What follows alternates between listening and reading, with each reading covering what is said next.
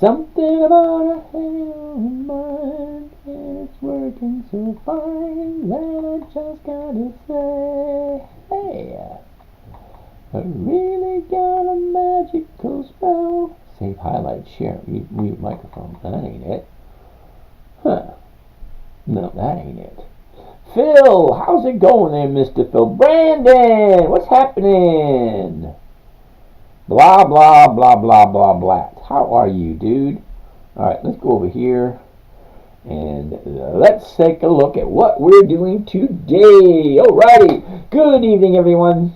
Let me just get started here.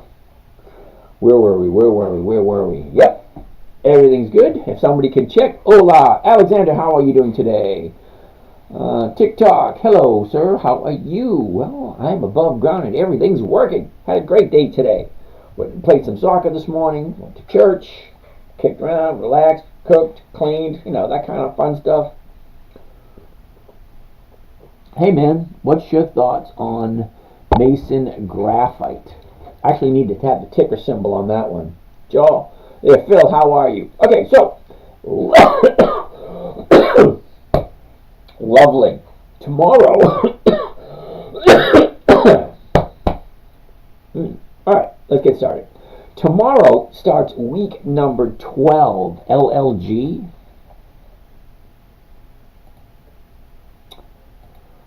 LLG. Mason Graphite. Can't find that symbol. Sorry. It's time to sell ExxonMobil. XOM. Yeah, I'd say so. Keep it up. Woohoo. Alright, so let's get started. First of all, I'm getting educated from watching you. I appreciate it. Robert Simino, is that right? Alright, anyway. I like Riot. ARKK. Jacob, I'm 100% sure about that. Simone, how are you doing today? We're just getting ready to get started. My name is James. This is Dividend Stock Talk, brought to you by the 10-Minute Trader. Hollywood! What's happening? Brought to you by the 10-Minute Trader, where I invest in dividend stocks for a weekly cash flow. I am specifically looking for a safe, predictable, consistent 1% per week. Hey, let's get that 1%. Way to go, Hollywood! Alright, that being said, it is the 22nd of September. What does that mean? Well, it's the first day of autumn. Well, second day of autumn. Okay, so fall is here. Fall has fallen into our lap. Is what it is. Anyway, rude dude, what's happening? Tomorrow, Monday, is the last trading day of the... Wait a minute, sorry. It's Monday. It begins the last trading day of the quarter. Okay, so tomorrow, first day of the week, is the last trading week of the third quarter. So next week, not tomorrow and the next day, but the next week following that, we're going into the fourth quarter. Hope you guys are doing well. I'm doing just fine. I'm getting my safe, secure, predictable 1% per week. Sometimes I make more, sometimes I make less. But on average, it is over 1% a week. Still nursing on that throat there. How's the grandson? I haven't seen him all week. I'm going down there tomorrow. Hopefully I'll see him tomorrow. Dawn, how are you today, Dawn? All right, that being said, let's get through the disclaimers, if we will. It's Sunday night. Okay, tomorrow's Monday morning. Market opens up bright and early. We're going to take a look at some stocks tonight that might be on the list for next week. Simino. E-A-U-X, the end of the Cajun or French name is pronounced. Oh. Robert Simino. Okay. Cool. Robert Simino, you want to take a look at man, I was getting ready to respect you there for a second until you want to take a look at O Realty. Hell no. Alright, hold on a second. We got a couple that already were before you were. Are they right there, Zach? Keep it up, bro. Way to go. Okay, so let's go through the disclaimers. Number one, never blindly listen to somebody on YouTube. What the hell do we know? Do your own due diligence. I'm just some random guy here online. You guys don't know me from anything. Some of you may have dropped me a phone number. I may have called you. You may sign in here every night and watch what I hear and hear what I have to say. But still, main reason we are here, well, the main reason I'm here is I want to share the information that I have up here. Okay, you're probably here to gain the information. Well, this guy's making 50% a year. How can I do it? Well, the trading strategy I'm about to teach was created for my 9-year-old daughter back in 2008. Now, in 2008, well, things are kind of a little wacky, but, it is what it is. She was 9 years old then, cute, cuddly, all those kind of neat things. But she jumps up on my lap and says, "Daddy, can you teach me how to trade just like you?" I said, "Sure, why not?" So I had challenge.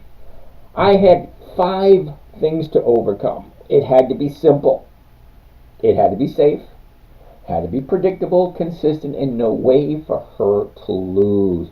That's the challenge. I had to come up with a trading strategy that met all of those requirements. All right, so I came up with a few rules. You ready for them?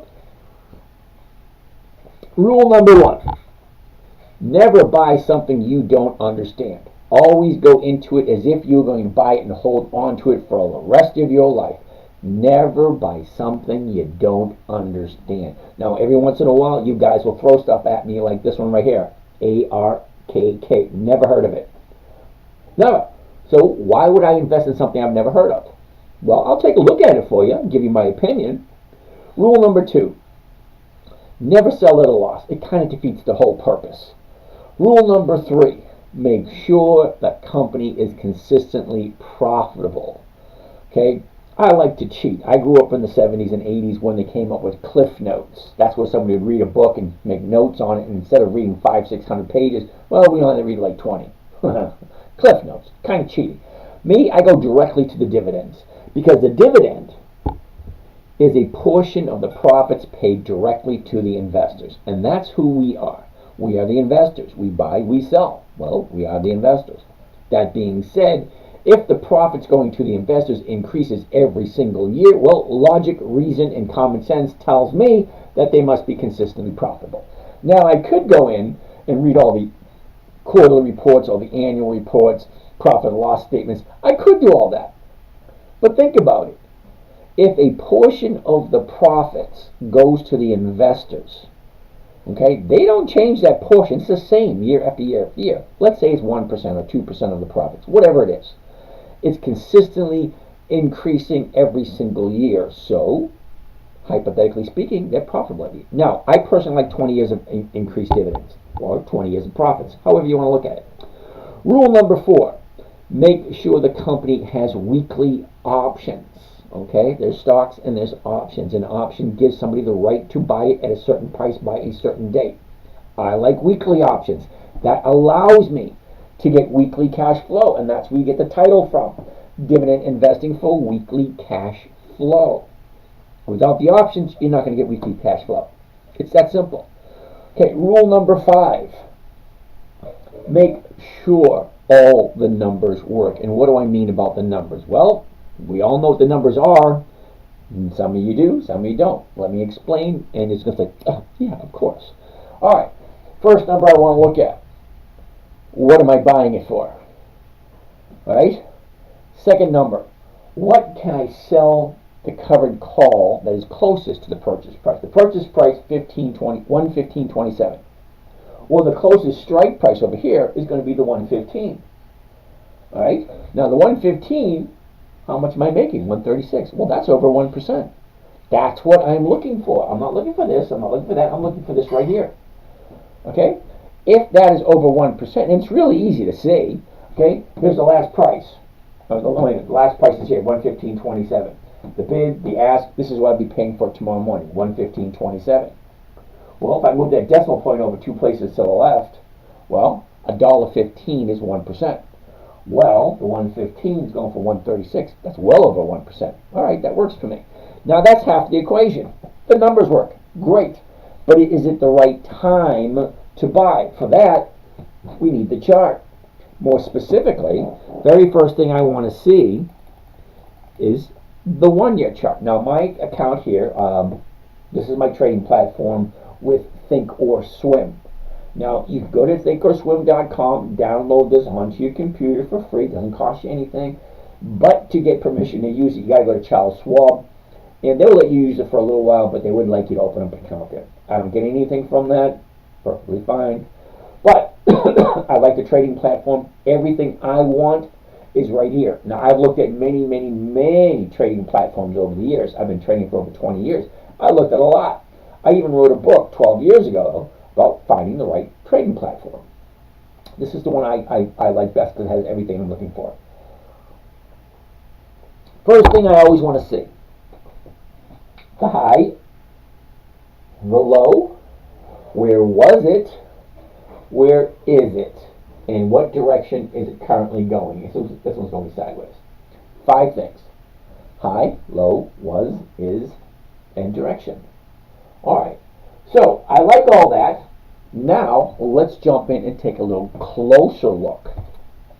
A year ago, we're at 115.57. Isn't that weird? A year ago we're at 115.57, and right now we're currently at, that is weird.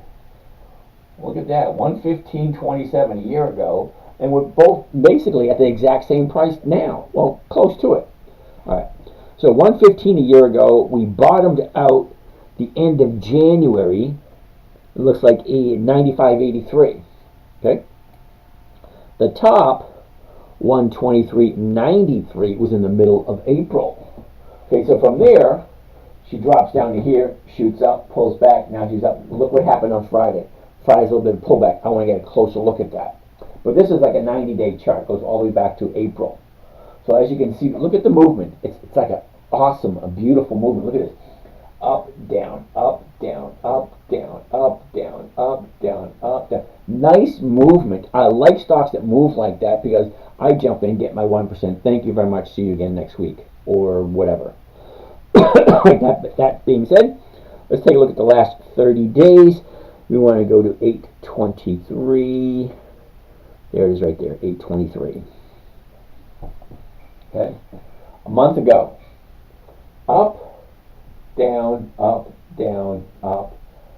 Should be coming back down now. So yeah, somebody in the chat said time to get rid of ExxonMobil. I think so.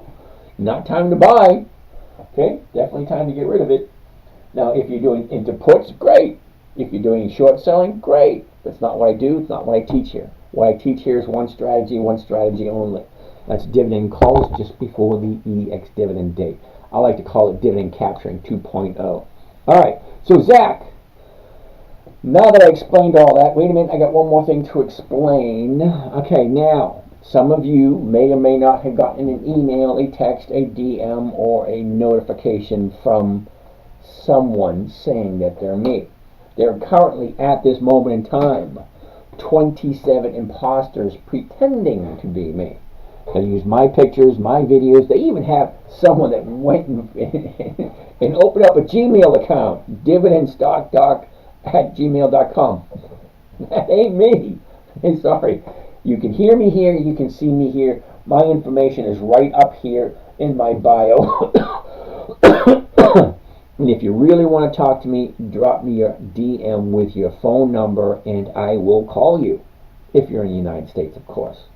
If you're not in the United States, you're going to have to leave me an email so that I can send you a Zoom link and we can chat that way. But that's what I'm here for. I'm here to help you guys out. I already know how to do this. I'm just, here teaching you guys. Ooh. I don't know who it was, but somebody's suggestion. Ginger, honey, and some kind of a tea. Ooh, check that out. Tristan, thank you. All right, so let's move on. Zach wants to look at ARKK. I have no idea what that is. ARKK. ARK Innovations ETF. Yeah. Here's the thing. Let's take a look at Yahoo Finance. Now, in Yahoo Finance, we're going to take a look at ARKK and find out exactly what the numbers look like. Okay, so people want to invest their money into something. You've got to be shitting me. Dude, what the hell are you thinking? Do you see these numbers? The yield, 0%. Year-to-date profit and loss, -10%. Hell no. I ain't even going to bother looking any further. Okay, and Riot. Let's take a quick look at Riot. IoT. Now I can't complain too much about Riot because I actually own some of it. Not that I bought it on my own accord. I bought it only because someone else can't see your screen. Oh, the screen is on YouTube Live. Okay? Okay, this screen here is live on YouTube. Okay, so whether you're on, because there's two YouTube channels. There's one me standing in front of the screen.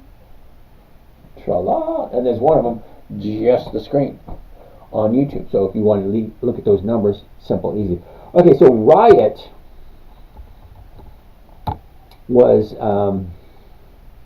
referred to me, and this is what it looks like. Last 30 days. Where are we? Right there. Okay. Last 30 days. Check it out. High 30 days ago. Here's our bottom 2 weeks ago.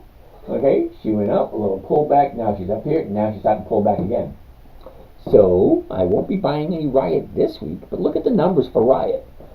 7.20 is the stock price. The $7 is going for 38, which means if you take off that 20 cents, because if I'm buying it at 7.20 and I'm selling it at 7, well, I'm losing 20 cents right off the top. Well, if I'm losing 20 cents off the top, I got to take it off this profit, which is 38 cents. You take 20 cents off that, so I'm walking away with 18. Well, 18 cents may not sound like a lot of money if you think about it, but 18 cents on a $7 stock is over 2%. And I'm perfectly happy grabbing 2% every week, because 2% every week is over 100% per year. And if you're getting over 100% per year, well, don't you think you can kick in 15 minutes a day, 10 minutes a day? Albert, I have been doing calls on Alibaba for the last 2 months at over 1%, but the stock price increased quite a bit last week. Do you think it's too high now for covered calls this week? Oh, well, let's take a look at Alibaba. Okay, now, I have bought an Alibaba in the past. It doesn't fit this trading strategy, but I'll take a look at it and tell you what I think. Oh, yeah. With Alibaba, seriously, dude, I'd wait for it to pull back. Okay, so here's your bottom here back in July. Look at up, down, up, down, up, down, up, down, up, down, up, down, up, down, up. Where do you think it's going next? Just wait for it to pull down. Once it pulls down, find a price that you're happy with. At this moment in time, that's a little bit too high for me. 88.24, the 88s are going for 139, the 89s are going for 93. Both of those are going to give you well over 1%. But here's the thing. Friday was a down day. Okay, she gapped up on Friday. Let's zoom in a lot closer. Okay, Friday she opened up at 89.22. Okay, way up here, and she ended up closing. That don't look right. If she opened up at 89.22, oh yeah, that's right, and she closed at 88.29. So she gapped up on Friday, and she pulled back. So you have a gap here, which hasn't been filled yet. You got a gap here that hasn't been filled yet. Now gaps have a tendency to fill. So if you really like Alibaba, okay, I honestly can't tell you what to do, but I personally would wait for it to pull back a little bit, but a week or two maybe, before she comes back down to this area down here, unless it's going to continue that upward trend, which is possible. But you're going to have a little bit of a pullback here to take care of this. So just keep an eye on it. Alright, so let's keep on going with all our other questions. Uh-oh. I missed all these questions. Alright. Alright. Hollywood. Taking a look at CC. What the heck is CC? Chemers. Yeah. Alright, so Hollywood, you're into Chemers, huh? First off, high, low. Wait, here's a low over here. What the heck is that? Okay. High, low, is the direction. It's currently an upward direction over here, the very last 30 days. Well, let's zoom in and take a quick look. But before we do, it's currently at 1870, 1993, so the 20 is going to be the closest. Oh, hell no. It should be 19, but that's a big spread. I wouldn't do anything with this until tomorrow morning, because tomorrow morning when the market opens, these numbers are going to be a little bit closer together and a little more realistic. But the math doesn't change. Okay? The purchase price, the closest strike price, and then what is the premium on the closest strike price? And is that going to give you 1% or more? After you figure that out, well, then take a look at the chart. Well, look at the last 30 days. Up, down, up, down, up. Well, she's coming down now. Sorry, Hollywood. That baby's coming down. Rick, do you have a maximum number of positions you like to hold? If I have money, I'm buying something. Now, once in a while, in an ideal, perfect world, I'll have 5 positions per account. 20%, 20%, 20%, 20%, 20%. Well, it's kind of like 18.5%, 18. But 98% of all my money is invested at all times. I have no desire whatsoever to leave money alone against inflation. Hell no. I would rather take my chances at 1% a week, which is over 50% a year, to get a consistent increase on my money. I don't want to leave any money sitting around, but that's me. Okay? I don't have very many bills. I don't have very much overhead. The amount of money I have coming in at 1% takes care of all my bills. I can even take care of all my bills if I scrimp a little bit at 0.5% per week. Well, 0.5% per week, that's easy. I can do that blindfolded. But 1 to 2% a week, yeah, that takes a little bit more energy. But, it is what it is. Figure out how much you need on a monthly basis.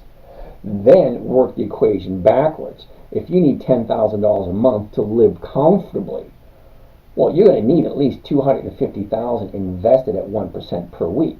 Because $250,000 invested at 1% per week, that's $2,500 a week. That's $10,000 a month. Okay, it's a hell of a lot easier getting $250,000 than it is getting a couple of million, especially when you have those powers that be saying, "Yeah, give us all your money, we'll give you a 4% draw." A 4% draw on $1 million is only $40,000 a year. How the hell can you live on $40,000? You need $1 million. Okay, I can live on what is it, $250,000. That's $125,000 a year, which is 50%. Sounds better to me. But they don't teach this kind of stuff because they don't want you to know it. All right, so I'm going to pick on what's his name, Robert, because he wants O. So 20% max in one stock any given in each account. That's me. Okay, if in a perfect world it's 20%, 5 positions, 20%, because 5 positions is really not that difficult to keep an eye on. I mean, I have 300 stocks I look at. Okay, here we go. Let's get out of here for a second.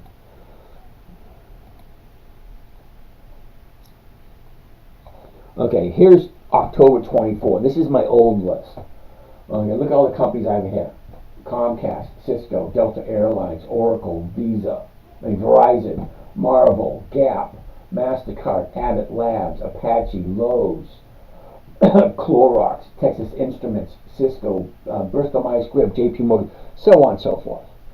Now, O, Robert wants to take a look at O. Well, righty then. Thanks for your thoughts. You're welcome there, Rob. Robert Simoneau wants to take a look at O. So let's take a gander at O, and I'll explain to you why I do not like O. Number one, here we go. Number one reason I don't like O. It's a monthly optionable stock. Now, we all know from elementary school that there's only 12 months in a year. Now, here's an interesting question. 12 months in a year, I can only do a covered call once a month. That's only 12 times. Now, if it was a weekly optionable stock, I could do it 52 times a year. Okay? LJ, PLTR has no dividends at all. They're great for the wheel strategy, but it's not a stock that I like because there's no dividends. So when the stock goes down, what are you collecting? You're not collecting dividends. It's not consistently increasing. And how do you know if Plantair is actually profitable or not? Well, now you have to go and read all the annual charts and the, what do you call them? Annual reports. Take a look at the, what do you call that? The quarterly reports, earnings reports, all that kind of nice fun stuff. Yeah, no thank you. All right, so we're still at O. Hold that thought on O. You ready? Let's go over to Yahoo Finance. Put O, and let's take a look at some of the fundamentals for O Realty. Reason number one, well, reason number two, I don't like O Realty. 5% rate of return. Okay? Forward dividend plus yield. The dividend is $3.16. The yield is 5.13%. Now, if I'm showing you how to make 1% per week, now I know I would like to think that you know and you agree that 50% is a lot better than 5.13. But hold on, still not done. Another reason, if I needed another reason, but here we go, another reason why I don't like O Realty. We're now going into the data stream. For those of you who don't know what the data stream is, that is where all the information is being stored. The opening of the day, the high of the day, the low of the day, the close, the volume, the date. See? Now I just want to look at the dividends only, because I want to see how consistent this company is with increasing their dividends. Because if I'm investing in a company, well, I want to get paid, and I want to make sure they're consistently profitable. Okay. Wow. All right, so they're going all the way back into the 2000s. All right, so it's over 20 years. But let's look at the numbers. You ready, Robert? Ready for this? 9 cents. 8 cents. Let's go all the way back right here. 1997, they're paying 8 cents. 1998, paying 8 cents. 1999, paying 8 cents. So that they haven't increased at all in 3 years. That's just the first 3 years. Okay, so 1999, the end of 1999, 9 cents. 2000, 9 cents. 2001, 9 cents. 2002, 9 cents. 2003, 9 cents. Okay, they finally go up to 10 cents in mid-2003. That's 4 years of no increasing. Okay, so now we're at 10 cents for 03, 04, then it goes to 11, then it goes to 12, and it's at 12, 13, then 14. Look how long she's at 14. August 2008, 2009, 2010, 2011, 2012. Then finally, almost through 2012, they changed it again. So they increase their dividends every 3 to 4 years. Yeah, no thank you. There's no consistency there whatsoever. So why the hell would you put your money into something that's not consistently profitable? You know, that's a question you got to ask yourself. I sure wouldn't do it. I like companies that are consistently profitable. That's where I put my money. You can put your money anywhere you want. You want to put it into O Realty and get 5% a year? Hey, more power to you. Okay, let's keep on going now. Yep. Don't listen to him. Stay. What do you think of MPW for Monday? Simone, let's take a look at MPW.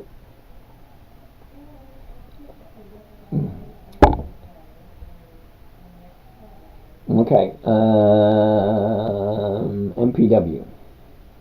MPW. Just to let you know, to be totally transparent, I do own some MPW. I believe I have it in 3 different accounts. No, wait a minute. 4 different accounts. MPW. If the numbers work. I come from an age where if it ain't broke, don't fix it. Darby Lee, how you doing? If it ain't broke, don't fix it. If I'm consistently getting 1 or 2% every single week from a stock, why would I get rid of it? Answer me that question. Why would you get rid of something that gives you 1 or 2% every single week? That's over 50% per year. Hell yeah. All right, anyway. Here we go. MPW. High, low, where was it? Where is it? What direction is it going? See, she went all the way up here to 6.5. Now she's pulling back. All right, so let's take a close look at that. Lucky Larry, how are you? Back again.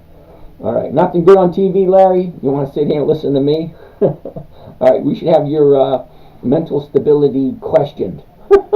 I can't be that compelling. Anyway, a year ago, whoa, before we go on further, 576, 579, the 550s are going for 31. The 6s are going for 8. Both of those over 1%. Let's get rid of this one here. I don't need this one. Okay, I actually have, see down here, this is my position. I actually have MPW at 471. All right, let's continue. A year ago, we're at 532. Your content is better than TV. Well, you know, just got 200 ticks on NQ. Cool beans. Now I'm assuming NQ is, you're talking ticks, not pips. I'm a little confused. Now, pips are Forex. Ticks. Futures, there you go. Cool beans, I like futures. You ever read the Commitment of Traders report in the futures? I talked to a futures trader and they never heard of it. And I said, what do you mean you've never heard of the futures Commitment of Traders report? That's like a Bible for futures traders. All right, anyway. MPW. Let's look at the numbers. A year ago, 534. We bottomed out in January at 294. We got a double high at 655. Okay? Once in June and once a week ago. So let's take a look.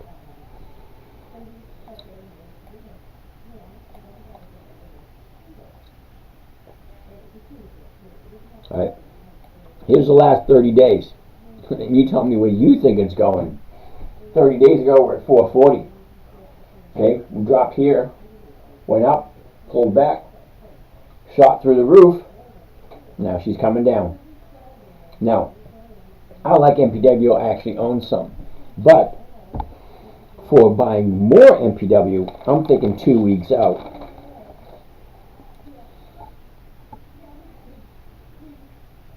MPW. Now, for those of you guys just signing in, I do take a book and I do write down stuff. So when I say I'm writing it down for 2 weeks, well, 2 weeks from today, it's going to look similar to this right here because I wrote this stuff down 2 weeks ago. So this is what's on the list for this week to take a look at because they did the exact same thing 2 weeks ago. 30-day bottom, 30-day top, coming to the downside 2 weeks ago. So now it should be down here, which is a perfect opportunity to buy, hypothetically speaking, because we haven't looked at them yet. Okay, so Moan. I personally am not getting any new positions. I'm coughing, sneezing, and I'm in pain. I went and played soccer this morning. Had a blast. I got a Charlie horse. I'm going to feel this for the next 3 days. And that being said. So Simone, I do like MPW. It is in my roster. I do trade it every single week. I have no intention of getting rid of it because this week, as you can see, I got $1.52 on my 471s. Okay, I bought it at 471 and I sold it at $1.52. That's a fat premium. So I'm going to keep this one. I'm going to keep rolling it because if it continues to give me more than 2% every week, why the hell wouldn't I? Think about it. Okay. That being said, I'm not picking up any new positions in MPW this week because I'm waiting for it to pull back. All right. That being said, let's move on to the next one. Darbenly, good evening. I said that Micron. I love Nepal. Okay. What was that again? Micron. MU. Okay. So here we are with Micron. High, low. Where was it? Where is it? What direction is it going? It's currently at 91.15. The 91s are going for 440. What are you kidding me? That's huge. That's like a 4% return. Oh, let's take a look at Micron Technologies.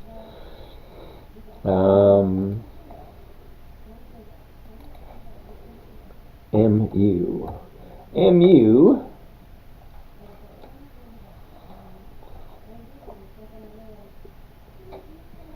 Well, you got to really like MU, right? The reason why I say that, look at the dividends. 94, 1 penny. 95, 3 cents. 96, then nothing from 97 to 2021. So, in essence, they only have like 3-4 years of dividends. Don't sell at a loss. It's so true. If the company's consistently profitable, you just hold. All right, Tristan, I don't just hold anything. I buy, sell, buy, sell, buy, sell. I'm looking for cash flow. I'm not looking for capital appreciation. Okay? So, I like Micron Technology for the numbers. I mean, the chart. You see it? That looks great. A year ago, at 69.35, we bottomed out at 63.41. Well, here's our top right here. She went from 61 a year ago to 157 in June. That's a nice profit. That's over 100%. Wait a minute. 60. That's over 200% profit. Okay, because 60 and 60 is 120, another 60 is 180. No, all right, so it's like 170, 180% increase for less than a year. Now, from June 20th, she drops here, pulls back, drops again. Now she's bouncing to the upside. I like where it is at the moment.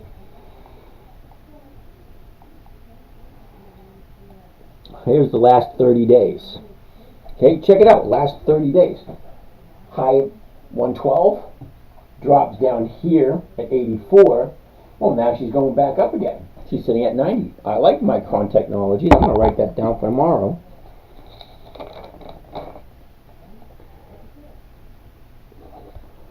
All right. MU for tomorrow. Woohoo! I think that's an idea. Let's do that. All right. So, that being said, who came up with Micron Technology? Love Nepal. Nice idea there, kiddo. Salaries. I'm making more than 1% per week. Simone, awesome. Tristan, don't sell. Yep, just hold. Simone, thank you for your time, James. Alrighty, Simone. Simone, I'm waiting for you to jump on that morning trading call there, kiddo. Alright, lot of Tesla gets $3,000 a share. I'll be in on dividends. Alrighty. Good for you, the Mysterious Avenger. I don't like Tesla. They don't have dividends. What should we invest in this week? Alright, Shaka 615. I have no idea who you are. I can't give you any advice whatsoever. I know nothing about you. You really want to talk to me? You really got my opinion? DM me your phone number. I'll give you a buzz and we'll chat. Ernie J. Nice to see you too. Colin, can you do Target? TGT. Now, for those you don't know, Target has been around for over 100 years. They have increased their dividends every single year for more than 5 decades. All right, so here's our high, here's our low, here's where we were, here's where we are, and here's the direction it's going. See, she dropped down, now she's turning around going to the upside. Okay, fine. Let's take a look at the numbers. Currently, we're at 154.92, so the closest strike price is going to be the 155s. Well, they're going for 172, which is over 1%. I might even take a look at the 152.50s. If that gives me 1%, well, that's already in the money, which means I have less risk. Hey, it's Doc. How's it going there, Doc? Nice to see you, Ernie. You explained it very well. Thank you there, Mr. Tristan. Michael, what is the best dividend stocks to buy and make over 100,000 a year if you start with $1 million? Well, Michael, with $1 million, okay, with $1 million, 50% return on $1 million is 500,000. If you're just looking to make 100,000, well, you could do that. I could do that almost blindfolded, personally. Okay. But Michael, if you really want some help, DM me your number. I'll give you a buzz. Chat with Doc. He's in the same position. He's got more money than he knows what to do with, and I talk to him on a weekly basis. Mahesh, he's new here too. All right, so let's get going. So Target, a year ago, we're at 113. We bought them at 102. I didn't need to look. I actually owned it when it hit that bottom last year. Now we have our double top at 181, and that was the beginning of April. From there, look at this drop from the beginning of April to the beginning of August. Now we're down to 132. Sideways for a bit. Two gap ups. This gap filled, but this one hasn't. So we're currently at 154. She shoots up, pulls back on the upside. Now she might be pulling back. I would wait for Monday or Tuesday to see what happens next. Because as you can see, let's zoom in a little closer. Okay, the high of the day on Thursday was 157.39. Friday, 157.39. So it didn't really drop from the high, but it made a lower low on Friday. So I'm a little iffy which direction is going. See, from the bottom here, 145 to 157, that's 12 bucks. Okay, 12 bucks on a 140 stock is about what, 8-9% increase? And that's what, 2 weeks? So you make 9% in 2 weeks. Some people might bail. I would. I'd bail after 2 or 3% to the upside. I'm only looking for 1% a week. I'm not greedy. Because I know 1% is easy. 1% is simple.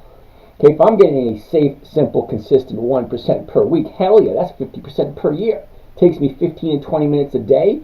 15, 20 minutes, well, actually it takes my 10 to 15 minutes a day. For the week, it's about a little over an hour.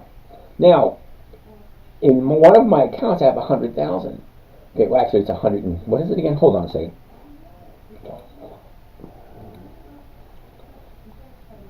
For those of you who didn't know, all my trades are posted right here. Just click on one. My trades for the week of the last week of July. Here you go, right here. MPW, Siri, General Electric, Nucor, Walgreens, CVS, MPW. Okay, for this week here. They're all listed week by week. And this week I happen to make, what is that? 3.36%, but they're all there. All right, so what I'm saying is, if you take however much money you have in your account. Now, I do understand this is just stock investing. You may have real estate, you may have gold, you may have silver, you may have your money in any numerous places. But here, in this little world here, this little tiny little bubble of Mr. James, that's me, here, 1% per week. Now, if I have $142,000 in this account right here, 1% a week is $1,400 a week. At 1%, that's $1,400 a week. And if I'm putting 1 hour in making $1,400, thank you very much. I'm good. Okay? But that's just this one account. That's not this one, or 3 or 4 of the other ones that I have. So think about it. If you have X amount in your account, if you have 10,000 in your account, 50% is 5,000. If you have 100,000 in your account, 50% is 50,000. Okay? If you have $1 million in your account, 50% is a $500,000. Okay? But this is just one small little itty bitty tiny sliver of what's possible. Okay, this is simple, safe, predictable, consistent, and no way to lose if you do it right. All right, let's continue.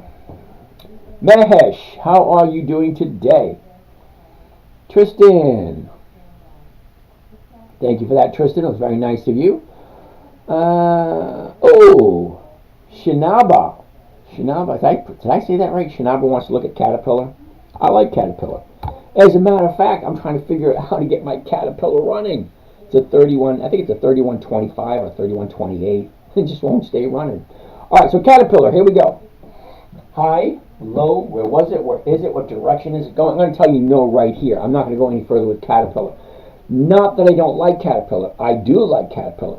Let me tell you the reason why I'm saying no to Caterpillar for this week. I'm actually writing it down for 2 weeks from today. But the reason why I'm saying no to Caterpillar for this week, look what happened here. Okay? The beginning of the month, we're here at 354. We drop down to 325 and we shoot up to here. That's the high of the year. Yeah, no thanks. I don't buy that close to the high. I will wait for the profit taking to take place. If you bought up here at 325 and it's up here at 375, that's a $50 profit. Hey, people playing this game for $50 for a week? Yep. Thank you very much. I'll see you next time you go back up again. Any opinion on the gap? Hal, we're going to take a look at that in a second. Hold tight. Palush, I've been so busy. Can you drop me your email and show you what I have on Webull? Palush, you actually have to give me your information for me to contact you. Okay, I have like 8 or 9 different email addresses. Okay, and I look for people here in TikTok. So send me a message here in TikTok because I review those every night and then again first thing in the morning. The Jones brother, how are you today? Okay, so let's keep on going. Hal wants to take a look at the gap. So let's take a look at the gap. Oh, why isn't that going up? Uh-oh.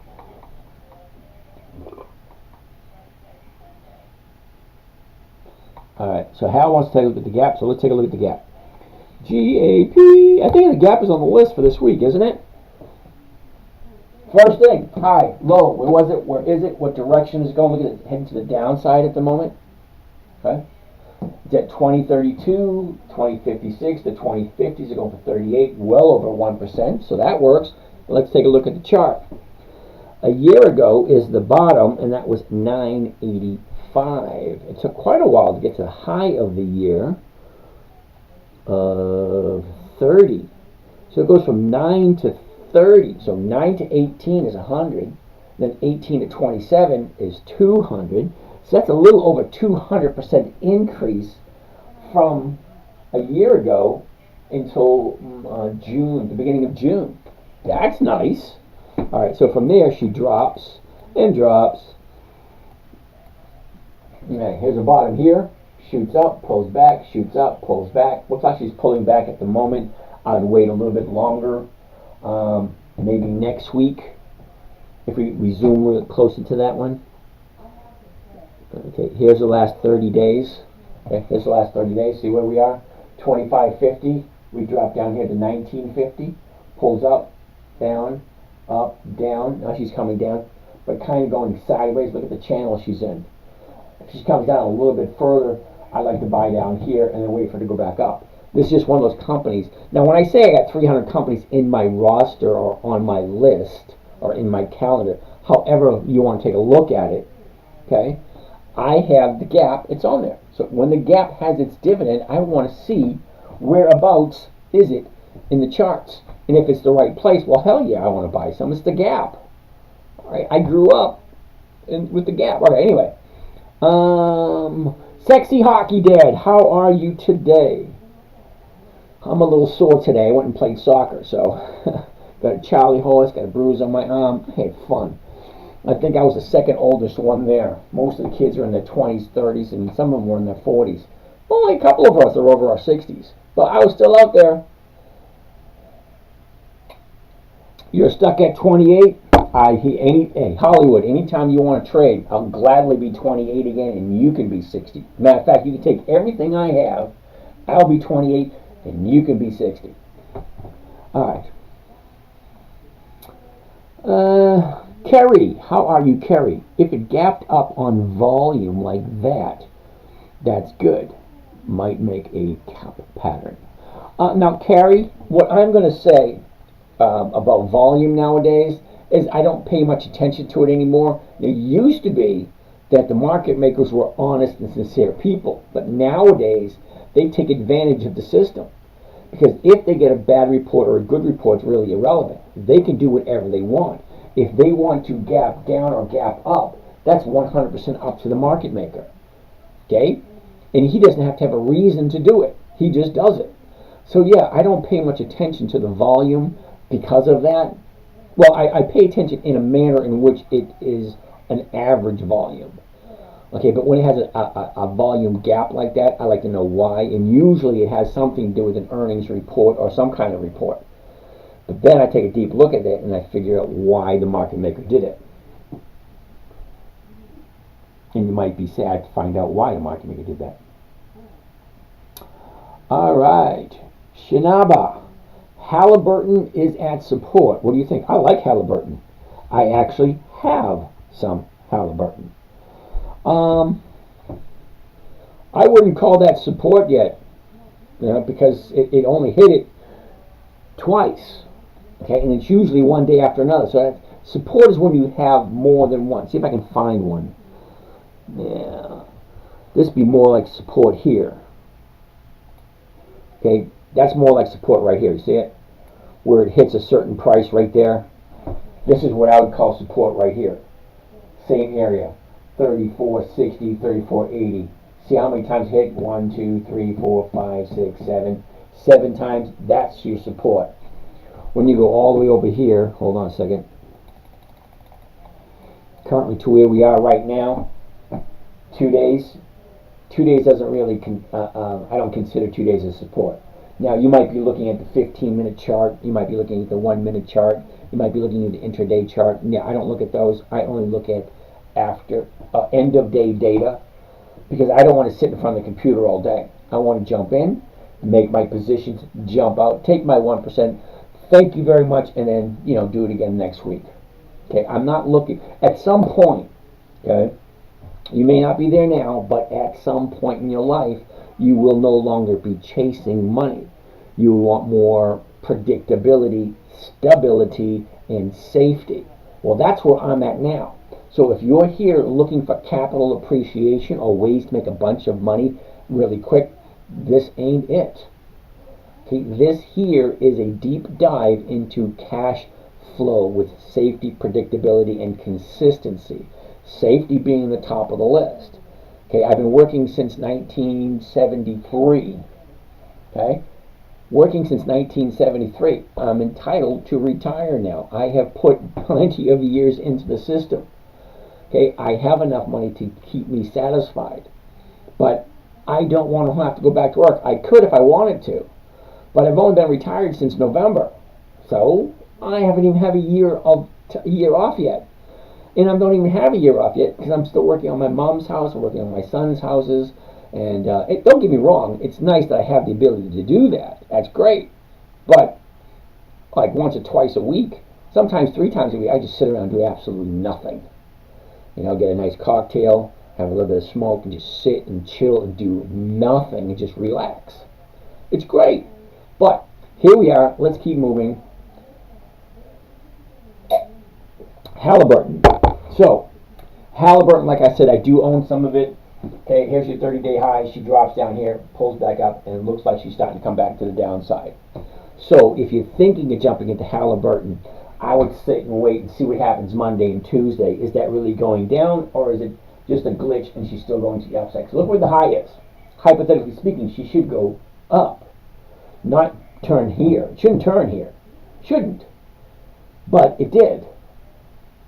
All right, so that's Halliburton. Let's keep on keeping on. All right. Big Buck Wall Street 805 wants to take a look at Intel. Brandon, why the hell would I know where P. Diddy is? I have no desire to hear him. I don't even like his music, so don't really care where he is. All right, so Big Buck Wall Street wants to take a look at Intel, INTC. Whoops, let's try it one more time. Now, I love Intel. I especially love it when they had that big drop. See this big drop right here? When that thing dropped here, of course I jumped in and bought some. Why? Because you're going to make most of your money in the stock market buying low and selling high. So, if you have this big drop down here out of nowhere, well, there's got to be a reason for it. And when you find that reason, great. Now, by looking at it, it's one thing, but look behind the chart. Look at the volume. Okay, to see the volume, let's jump in and take a look at a different chart that has a better idea of what the volume looks like. Okay, same thing. Okay, here's our high, here's our low. Down here is the volume. See that blue line down there? Get a better view of it. What I want to show you is take a look at the average volume. See right here? So if we put this line down here, our average volume is somewhere around 50 million shares a day. That's a lot of money. But take a look at what's happening lately. Do you see that big drop? right here, this big drop, well, how many shares do you think traded that day? So if the average is around 50 million, on this day here, okay, where this big drop is, 298 million. Now that may not mean anything to you, but let's whip out the calculator and I'll show you exactly what it is. And then you'll have a different way of looking at gap ups and gap downs. So if the average spread for the market maker is 2 cents, okay, so the market maker makes 2 cents for every share that is traded. So if you remember the movie Trading Places with Eddie Murphy and Dan Aykroyd, when they were talking about commodities and commodity brokerage, okay, remember how the Duke brothers, they said, well, when the people buy, we get a commission, we get paid. When people sell, we get a commission, we get paid. It doesn't really matter which way the stock goes, up, down, or sideways, we get paid for every time somebody makes a trade. Well, great. So does the market maker. The market makes 2 cents for every share that trades. Okay, so at 50 million shares a day, this is a day to be a market maker. We're going to multiply that by 0.02. So every day, the market maker for Intel makes $1 million a day. That's a lot. So what happened when that big gap down was? Where is that big gap? Hold on. See the big gap right here?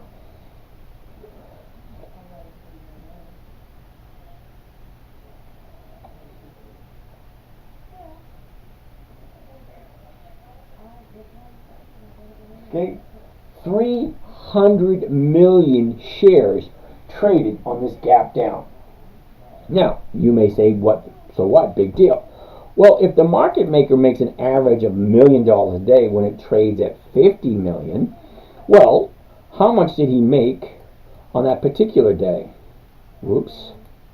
0.02, 2 cents. Multiply that by 300 million shares that traded that day. Okay, so now the market maker made 6 million on this day. So he makes 1 million, 1 million, 1 million, 1 million, but on this day right here, he makes 6 million.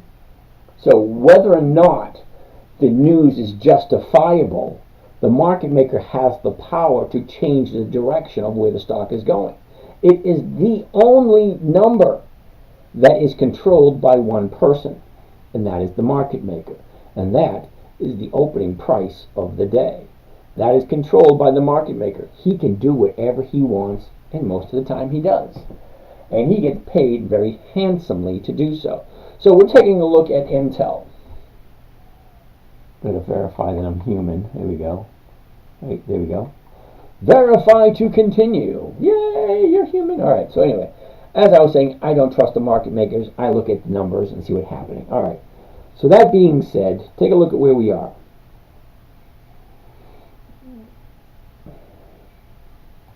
Okay, here's the last 30 days for Intel. 30 days ago, we're at 2050. We dropped, pulled back, see the gap up? Yep, it filled. Came down to the bottom at 1850. Shoots up, pulls back. Now here we are at the high of the 30-day period. That was on Friday. Look at the volume spikes. Huge amounts of volume. What does that mean? It means the market maker is making more money than we are. That's what that means.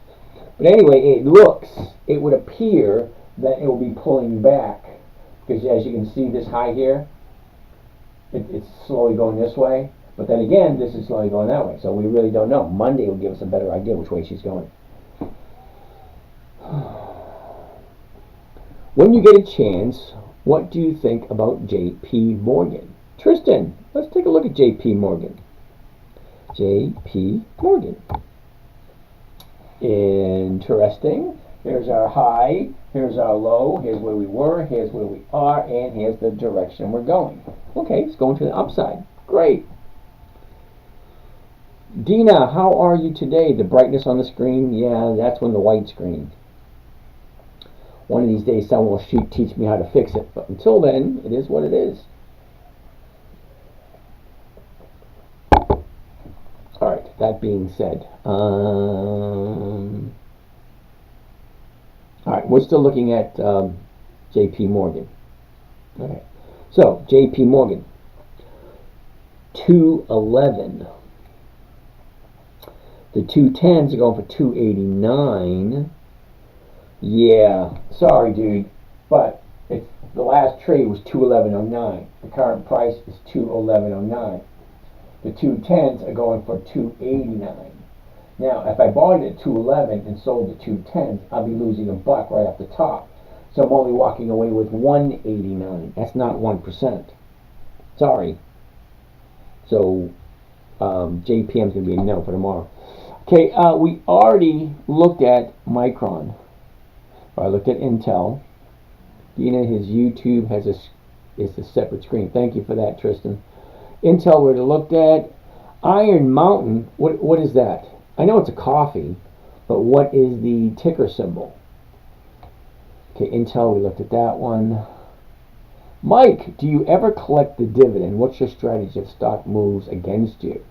Ooh, Mike, thank you for that. Do I collect the dividend? Well, let me give you a quick little rundown. Okay, you see the dates here? IRM. All right, press. We'll take a look at IRM. IRM. All right. You see the dividend calendar here? All the stocks that I like, I put them into the calendar, and I trade them when they are getting ready to have their dividend. So let's say hypothetically Lowe's. Here, let's take a look at Lowe's. Okay, get rid of this. LOW. Okay, here's Lowe's right here. Okay, month of October 2024. Lowe's dividend is right there. That's when they're paying their dividend. That's the EX date. Okay, the dividend's at $1.15. So if I want to buy Lowe's, now understand this. The reason why I'm using the calendar and the reason why I use dividend stocks. Number one, a dividend is a portion of the profits. That's already built into the structure of the corporation. So X amount goes towards the investors. If that number increases every single year, well, logic, reason, and common sense tells me the company's consistently profitable. There's no way you can continuously give your investors more money every single year if you're not consistently profitable every single year. Okay, so that being said, the companies that I like have a tendency to increase in value. That means the stock price moves up just before the dividend date. Here's the dividend date right there, the 23rd. So if the stock is going to go up in value before this, well, I want to buy it 2 weeks before that. I could buy it 3 weeks before that if I wanted to, but no, I like 2 weeks right here. And then I buy it on a Monday because this is 2 weeks before on a Monday. What I'm going to do is I'm going to buy it at the opening of the day. I'm going to sell the closest strike price, get my 1%. Now, if I'm out on the first week, great, I made my 1%. Now, this week here, I'm all back into cash and I get to do something else. But if it doesn't get assigned, well, I've already collected the 1% for that week. Now I will take it into this week, which is 1 week before the dividend. I will write another covered call, collect another 1%. If I'm out, great. If I'm not, I will do a third time, collect another 1% or whatever the percentage is going to be. Okay, and I will collect a dividend. So I'll get a premium, 1%, premium, 1%, premium, 1% plus a dividend. And I will keep doing it until it hits my target price. Now my target price, let's take a look at Lowe's for a second. LOW. All right. Okay, so Lowe's at the moment is 260. I wouldn't buy it because it's at the high of the year. But that's just being said. But if I did buy it at 260 and I sold the 260s for someone to buy it from me for the weird thing is I'm buying it for 260 and then I'm selling it for 260. Well, I'm selling it for the same price I bought it for. So what am I collecting? I'm collecting the premium. That's it. The premium is 276. Now, 276 is more than 1% of the 260 that I'm buying it for. So if I'm buying it for 260, I'm selling it for 260, and I'm collecting that premium, which is over 1%, and I do it every single week. Well, there's my 1% every week. Now, if I hit it, great. If I don't hit it, I'll do it again. And I'll do it again, and I'll do it again until it goes over 160 again, or 260. Yeah, so it goes over 260. And then I hit my target. But until then, I get no problem whatsoever holding on to Lowe's. It's on my list. It is a dividend king. It has been in business for over 100 years. I don't think it's going anywhere. But that's me. You have to figure out what companies are best for you. For me, I like the dividend kings. Okay, 54 companies that have consistently increased their dividends for more than 5 decades. Not 5 years, 5 decades. That's 50 years. Lowe's is a company that's been in business for over 100 years, has consistently increased their dividends to their shareholders for more than 5 decades. Well, hell yeah, it's on my list. At this moment in time, it's just not the right time for me to buy it. But you see where it's at the high now? I'll put it on the list to take a look at it in 2 weeks because hypothetically speaking, okay, a month and a half ago it was at 227. Well, now it's at 262. Well, people are going to start taking profits. Okay, because it's not a profit until you take it. That's number one. Number two, nobody ever went broke taking profits. So why the hell not take the profits? All right. That being said, let's progress forward. I do like Lowe's. And hopefully that answers your question. Tron. Clarence wants to look at Tron. What the hell is Tron? Now, if you hear me say, what the hell is that? More than likely, it's going to be a no. Lo and behold, it is a no. Imagine that. All right. Cosiata. Oh, interesting name. Intel. I already looked at Intel.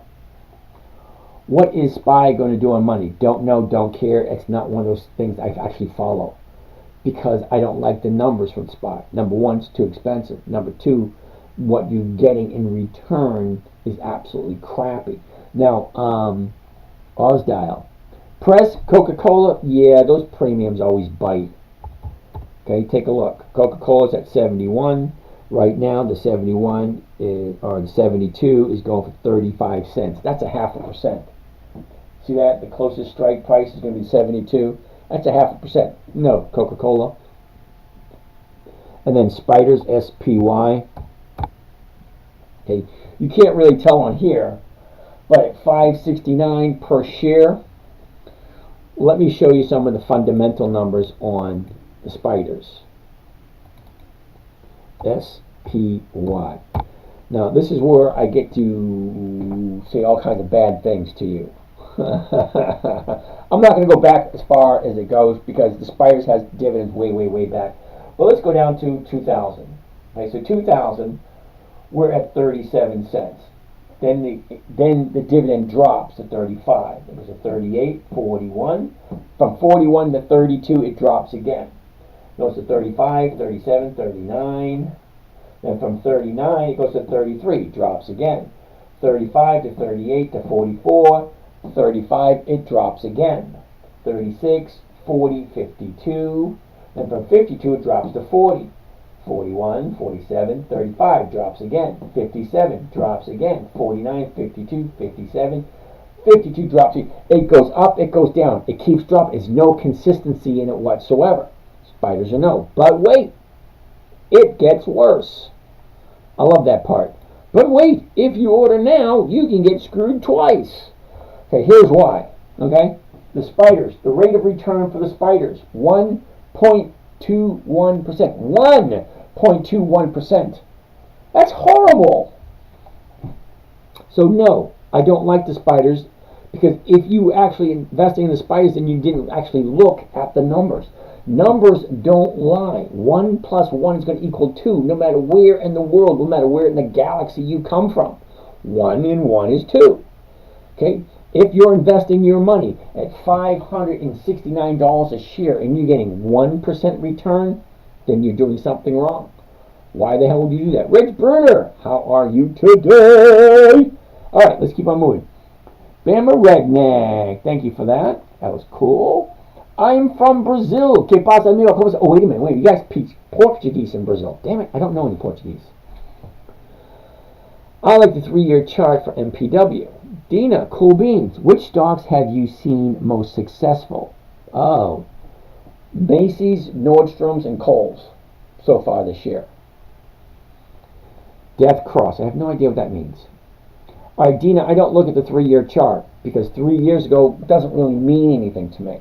What means most to me is this week, last week, and the week before. Because as investors, well, tomorrow is going to look a lot like yesterday, which is going to look a lot like the next day, which will look a lot like the next day. Okay, so what's it going to look like in 10 or 15 years? I don't know, because there's a very small difference between one day and the next. So, from the last 3 weeks is one thing, but 3 years ago, it was a different world 3 years ago. Okay, not hugely, but it was. Fela Mu Canal. I have no idea what that means. Alright, I'm assuming that's what he's doing, talking to him in Portuguese. Cool. Tristan commented that one a little early, though this was long-term investment stream at first. Yeah, my longest I've ever held anything is 9 months. Okay, this year so far it would be AEO. I had it for 4 months, and currently I have Win, and then we're into 4 months on Win also. Death Cross, no idea what that means. MU has 3 years dividend history. Yep, Redneck, I know that. It was edging at its finest. Oh, I'm glad you like it. Yeah, MU, wait a second. What about PLTR has no dividends at all? Dividend stock MU also has a 10-year history of performing better right after a cut. Okay, that's cool. Thanks for that. PLTR has no dividends. There are no. Oh, eggs, redneck. Spider jumping tomorrow? No idea. I don't pay attention to the spiders.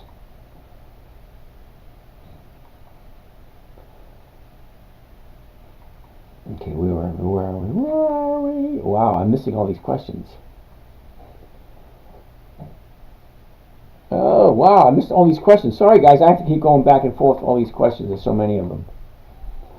MU, dividends, blah, blah, blah, blah, blah, blah, to the moon, blah, blah, blah, SPY jumping tomorrow. I don't follow the SPY. Siri, Florida, Georgia, county, cross county. Okay. Siri. Actually, Siri's on the list for tomorrow. Trader or not? I have no idea, trader or not. You have to be more specific with the questions. Let me see what that was.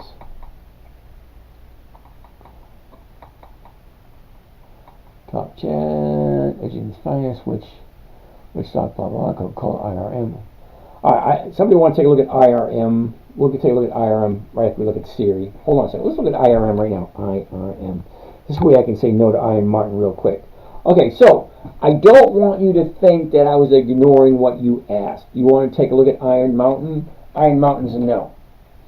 Monthly optional stocks just don't work for me. The numbers never work out. I'm looking for a safe, predictable, consistent 1% per week. I cannot get a 1% per week on a monthly option. I need a weekly option to get a 1% per week, or get any type of cash flow on a weekly basis. You need something that trades weekly. They're called monthlies for a reason. So Iron Mountain is a no. So now let's take a look at Siri, because Siri is on the list for me to buy tomorrow. EA, what the heck is EA? EA, Electronic Arts Incorporated. I've never heard of them. And you know what happens when I say I've never heard of something? It's usually a no. Electronic Arts. Okay, let's take a look at how many dividends they pay. EA Sports, it's in the game. I have no idea what that means. Okay, dividends only, 19 cents for the past 2 years. Yeah, hell no. It only has 4 years of dividends. Nope, that's probably why I've never heard of it. What books do you recommend for beginners? Ooh, what book I really liked was Wade Cook's Wall Street Money Machine. I like that one. All right, so let's go back to Siri. Okay, Siri, S-I-R-I. I like Siri. Siri is on my list for tomorrow. The reason why it's on my list for tomorrow, you're going to find out in 2 or 3 seconds as soon as I show you what the numbers look like. All right, so high, low, where was it? Where is it? What direction is it currently going? Okay, here's my bottom here. Currently, we're at 25.17. The closest strike price is going to be the 25. Well, that's going for 62. Well, that's close to 2%. Okay, because we're losing 17 cents right off the top. Okay, so you cut the 17 cents off the profit. All right, so now you're walking away with, what is that, 45, 47, something like that. That's still over 1%. Great. Let's take a close look at the numbers. A year ago at 40.91, we ended up at the high of the year at 58.04, and that was the middle of December. Okay, here we are in June at 24, shoots up to 42, drops all the way down to 23. Well, let's take a look at the last 30 days. Stocks for long-term trade or what? No, I trade. I don't buy anything long-term. Okay, I got married once. Got screwed on that deal. I'm not going to marry a stock, because that's all stocks do. Look, they go up, they go down. They go up, they go down. That's all they do. Okay? So, if it goes down, I want to buy it. When it goes up, I want to sell it. When it goes down, I want to buy it. When it goes up, I want to sell it. Down, buy. Up, sell. Because I don't want to hold on to anything. I don't have the luxury like some of you people do to buy something and hold on to it for years waiting for it to go up. Okay? That being said, let's finish up with Siri. So the last 30 days for Siri, okay, take a look. Here we are 30 days ago at 33. She went sideways for a week. She drops, retraces, drops. Here's our bottom right here, Monday and Tuesday. Wednesday was an update. Thursday was an update. Friday was an update. Perfect opportunity to jump in on Monday. As a matter of fact, I am jumping in on Monday. That is not a recommendation. That's just me telling you what I'm doing. Okay? Do not listen to a damn word I say. Do your own research. If you like Siri, figure out why you like it. I know who they are. I've been trading Siri for months. I've been following the ups and downs. So I'm perfectly okay with buying it. All right, but you need to ask yourself the question. I don't look a day over 50. I'm going to take that as a compliment. Yeah. Anyway, no, thanks. No, I'm actually 60. Okay. Well, so I'm kind of a little, what do you call it, uneasy with retirement, because there's nobody else my age that is retired that is as active as I am. Okay, I still ride a bike. Okay, I still play soccer. Okay, I still roll around on the ground with my grandson. Okay, I'm just a big freaking child still. As a matter of fact, a lot of my ex-girlfriends say, "You're too juvenile for me." I say, hey, fine. Have at it. Whatever. It's my life. I'll live it the way I want.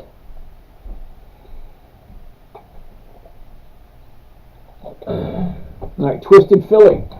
That's an interesting question. Ooh, thoughts on Nike. Press, we'll take a look at Nike in a second. NKE. Alright, so Twisted Philly. Are you just buying low and selling high?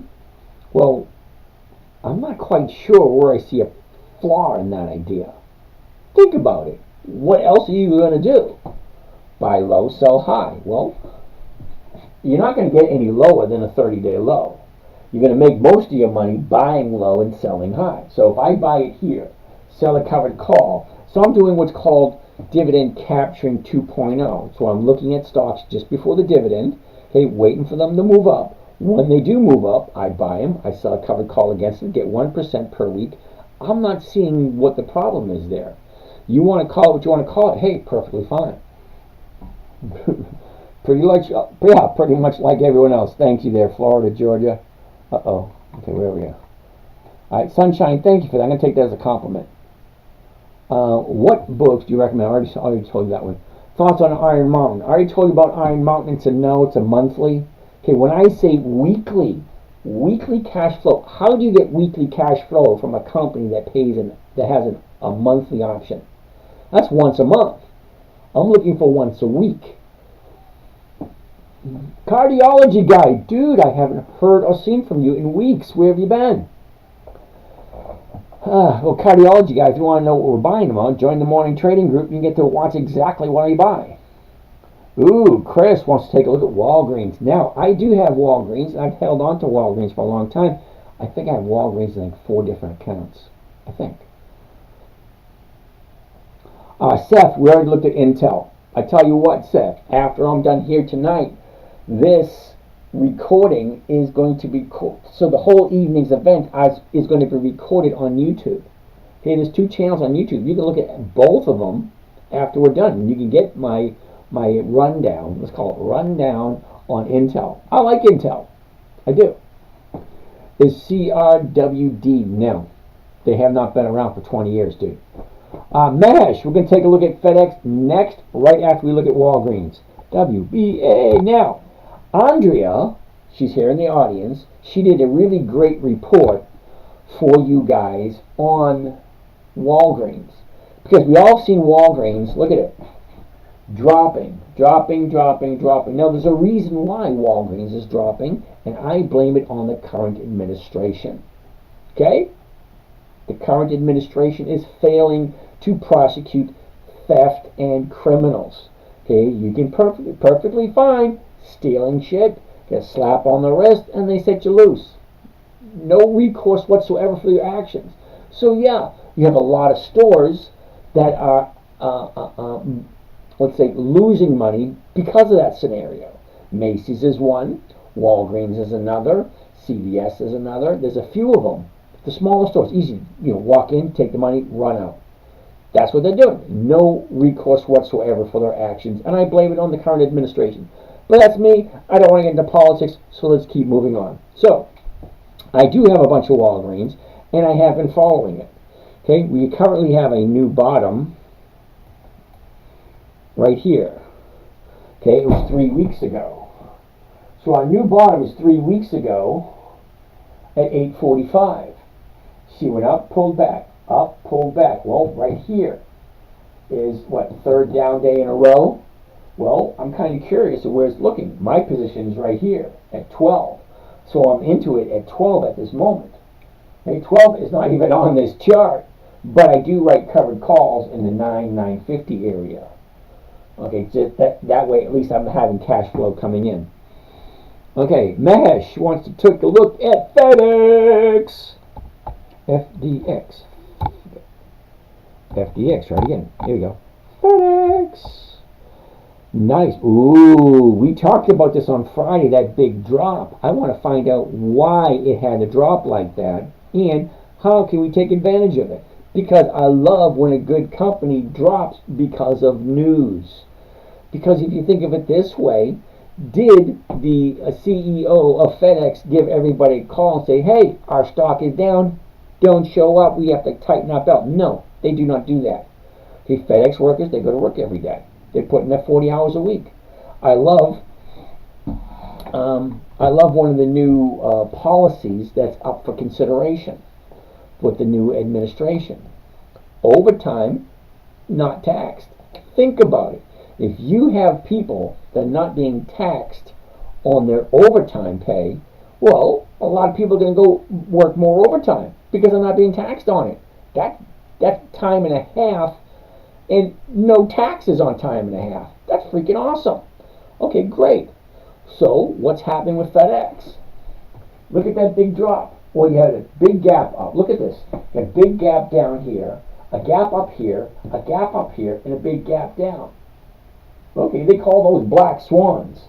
I hate black swans, I do. Okay, now I'm an option seller. So I don't get the appreciation when it goes from here to there. Whoever bought my option does. But I like when it gaps up on a Monday, and that's happened to me a couple of times, where I don't hit my goal on the weekend, by Friday, but on Monday she gaps up. It's like, yep, I'll take it, thank you. Alright, so let's finish up with FedEx. Alright, a year ago, FedEx is at 261. We got the bottom on the 25th of October of last year, and that was 224.69. Now, a couple of gaps up. Look at our high of the year. We've got a triple high. Check it out. A triple high right there at 314. 1, 2, 3. That's what you call resistance. I mean, it does not want to go over that price. All right, so she drops, retrace, drops, retraces. Let's take a look at the last 30 days. Here we go. Here's the last 30 days. Look at that. Doesn't that look lovely? All up to here. Okay. She goes up, pulls back, goes up, big drop. Look at the volume spike. I can almost bet that has something to do with news. All right, great. So what happens on Monday? Well, I'm not going to do anything until I find out what it opens up on Monday. Usually with a big gap down like this, usually they're going to have a bounce to the upside. Okay? If you like FedEx. Well, let's take a look at the numbers of FedEx. Right now, it's at 255. The 255 is going for 330. Now, that's a little bit too many numbers for me, so let's quickly go into the calculator to find out exactly what kind of rate of return that's going to be. All right, the 255 is going for 330. 330. We divide it by the purchase price, 255, and that comes to a grand total of 1.3% for the week. 1.3. Okay, fine. I like 1.3. Now, what does FedEx usually do this time of year? For that, we take a look at seasonality. Now, for those of you who don't know what seasonality is, okay, it's a chart like any other chart, except for this one, goes January 1st, very far end, December 31st, this end. The blue line represents the movement for this year, okay? The blue dot represents Friday, right there, okay? Up, down, up, down, up, down. Where she go normally this time of year? Well, the red line represents 10 years worth of data. 2014, 15, 16, 17, 18, 19, 20, blah, blah, blah, blah, blah. 10 years worth of data. Okay, this is what it usually does this time of year. See that little dip? There's a little dip right there. So let's zoom in. Put my cursor on that blue dot. Click left, drag right. As soon as that lights up, that's 2 or 3 weeks. Okay, what's going to happen? Is that guaranteed? No. It's not guaranteed. But that gives me an idea of what it normally does year after year after year. It's not guaranteed, but, you know, business as usual. What does UPS do? Well, they don't create new products. They don't do anything new. What do? They deliver packages. That's it. All right. That was FedEx. Let's go back to my regular chart. Close this out. Yeah. So I'm not going to do anything with FedEx, but I am going to keep an eye on it tomorrow morning.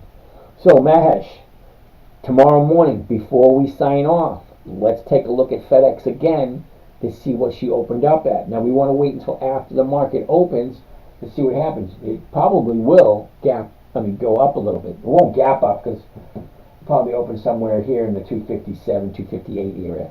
Somewhere. All right. That being said, let's keep on continuing. All right, Seth, we already looked at Intel.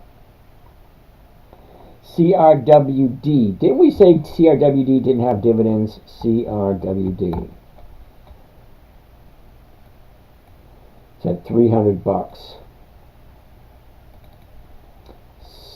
CRWD.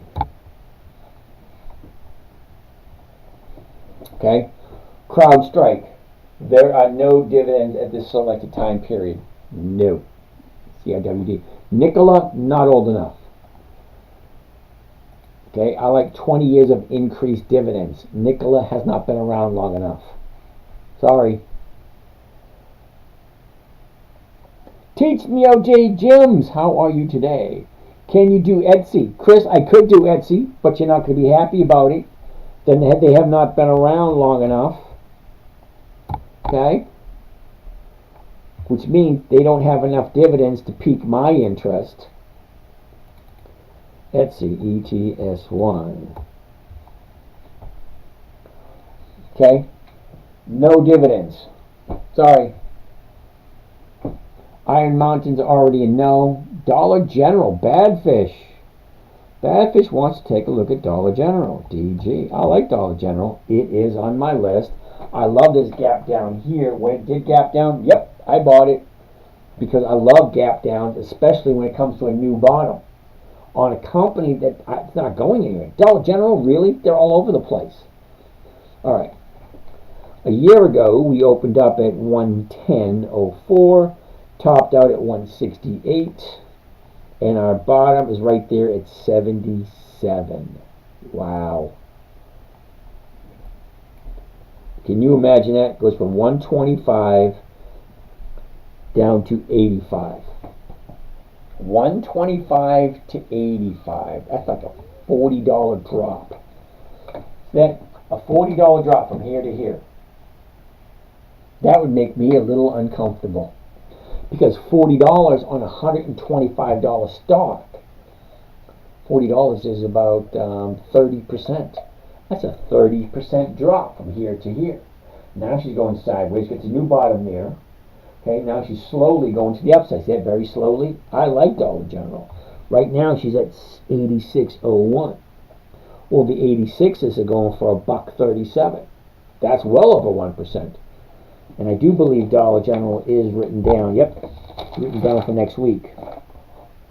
Well, which is tomorrow. Now, just so you guys understand, don't misquote me. I'm not suggesting you buy Dollar General. It is not a recommendation. I'm just telling you I'm buying it. That's all. Best Buy, BBY, Fab, BBY. Let's take a look at BBY.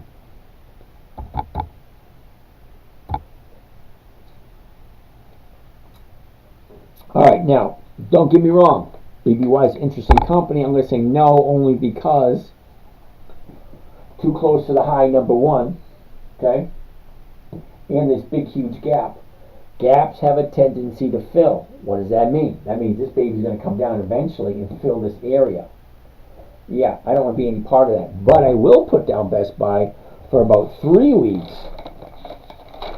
3 weeks we look at Best Buy again. BBY. All right. That being said, next on the list, Tesla. Ivan, I don't do Tesla. Tesla does not have dividends. And Chris, we already looked at Walgreens. Iron Mountain is big into data centers and storage of government documents, physical and digital. Great dividends. Yeah, cardiology guy. I looked at IRM and I came up with a no for me. But if you like it, hey, more power to you. Okay? Okay, Iron Mountain is monthly. If you like it, great. Well, right now it's at 115. What's the 115 going for? Well, the 115 is going for $3.40. Okay, so let's do the math. Clear, $3.40. Okay. Okay. Get $3.40. First thing I want to do is I want to subtract the 95 cents that I'm losing, because the current price is at 115.95, and if I sell the 115s, well, I'm losing 95 cents. So I take the 340, I subtract the 95 cents. Okay. Now I'm walking away with $2.45. All right, great. Well, what's my rate of return? Well, my rate of return, let's divide it by the purchase price, 115. Now, why not 115.95? Well, because I already subtracted the 95 cents. No reason to add it to the equation once it's been subtracted. Okay, great. So my profit, $2.45. Purchase price, 115. My profit is going to be 2.1%. Now, you may think 2.1% is a good thing, but that only comes to 24% a year. Okay, I've got to hold it for 4 weeks. Okay, it expires in 26 days. That's 4 weeks. So I divide this by 4. So now I'm getting a whopping 0.53%. Little bit more than 0.5% per week. Explain to me why you think that's better than 1% a week.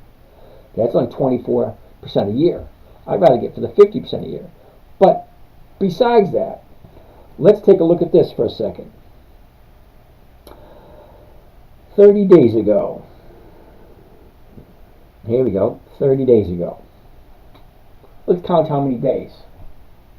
30 a month ago. Okay, we got 5, 10, 15, 16, 17, 18, 19, 20, 21. 21. Well, we got 26 days till it expires. Now, if it's currently here at 115, look at what it did over these 24 days, and now I have to look at 26. Okay, up, down, up, down, up, down. Okay, now where is it going to be in 28 days? Because I got to wait 28 days for this option to expire and to give me an idea of where it's going to be. Yeah, by looking at that, I can't really tell where it's going to be in 28 days. I don't like monthlies. The numbers don't work. It's nothing but a headache for me. Okay? No. Sorry. I don't like monthlies. I already did Walgreens, WBA.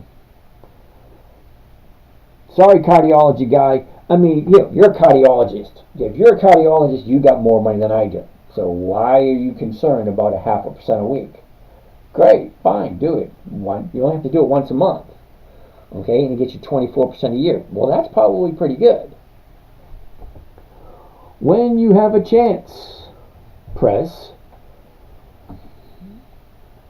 How many shares are in a call contract? 100. SMCI, no. You're looking for the upside this week? Yeah. Thank you for your time. You're welcome there, Mike. Check out YMAX. Oh my God, YMAX. I could say no now. YMAX. But you prefer me to say no now. No. Okay. Monthly. Didn't I just go through an example telling you that monthlies just don't work? Nike.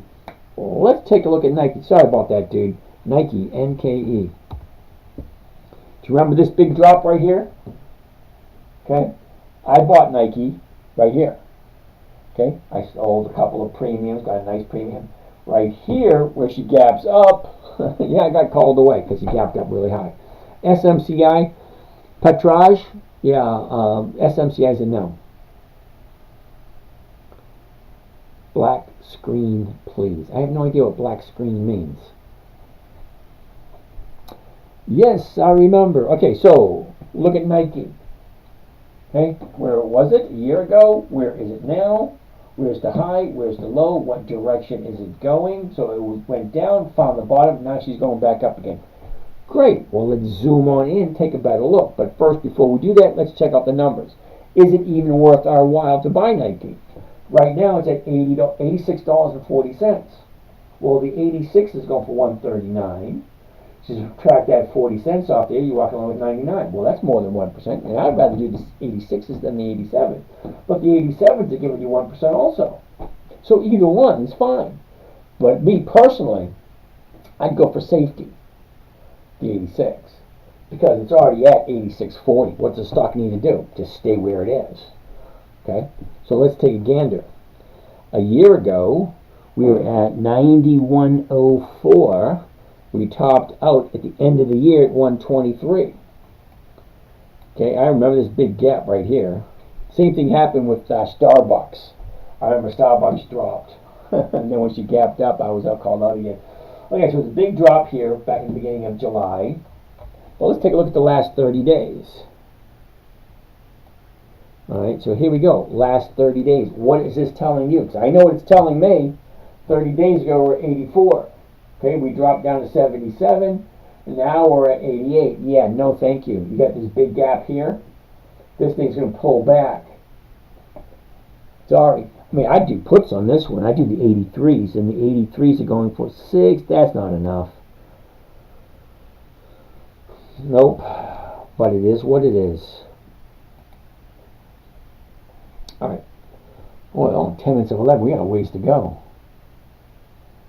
Okay, blank, you have to look at black screen, please. I have no idea what that means.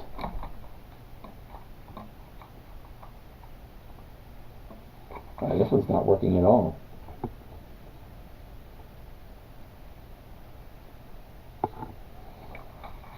Is it going to work? Yep, there it goes. It's working now. Alright, so that being said, SMCI is going to be a no. Sorry. Looking for a call for tomorrow. Just can't find anything I like. Okay. How about CVS? Let's take a look at CVS. I actually have some CVS. Nope, that's going to be a no. Sorry. Live from where? I'm in St. Petersburg, Florida. Alright, that being said, CVS, here's our high, here's our low, here's where it was, here's where it is. Look at this direction here. It seems channeling. I love it when a stock channels like that. Currently at 57.50, the 58s are going from 41 to 60. Yeah, not 100% there. Can't really get behind that one. But the 57s are giving you 1%. Uh-oh, I missed the question. What time is it in North America? It is 10 minutes of 11. All right, conservative, YMAX. We already looked at that. That's a no. Okay, Patrage. I don't know if that's the right way to spell it, but it consistently goes up. Okay. I think PM. Yeah, it is. It's 11:50 p.m. All right. SMCI is a no. I'm not quite sure if that's what he's talking about. Yield Max is a no. Ooh, what about Advanced Auto Parts? Nice. Advanced Auto Parts. Here we go. First thing I want to see, Advanced Auto Parts. Here's our high. Here's our low. Here's where it was. Here's where it is. Here's the direction it's currently going. You're from India. Cool beans. I don't know anything at all about the Indian stock market. And I got to apologize for that. I'm only versed with the U.S. stock market. Purple Rose, how are you? Okay, so that's where Advanced Auto Parts is. Let's take a look at the numbers. Currently $40.90. The 41 is going for 93. That's over 2%. I like 2%. And I like Advanced Auto Parts. All right. That being said, a year ago, 58 topped out 88.44. That was in the end of March. Uh-oh.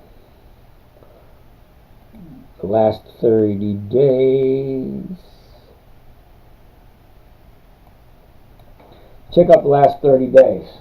The 30-day highs at 54, 30-day bottoms at 38. Shows the upside. Friday pulled back. Again, this is one of those companies I'm going to wait until Monday after the market opens to see what's happening.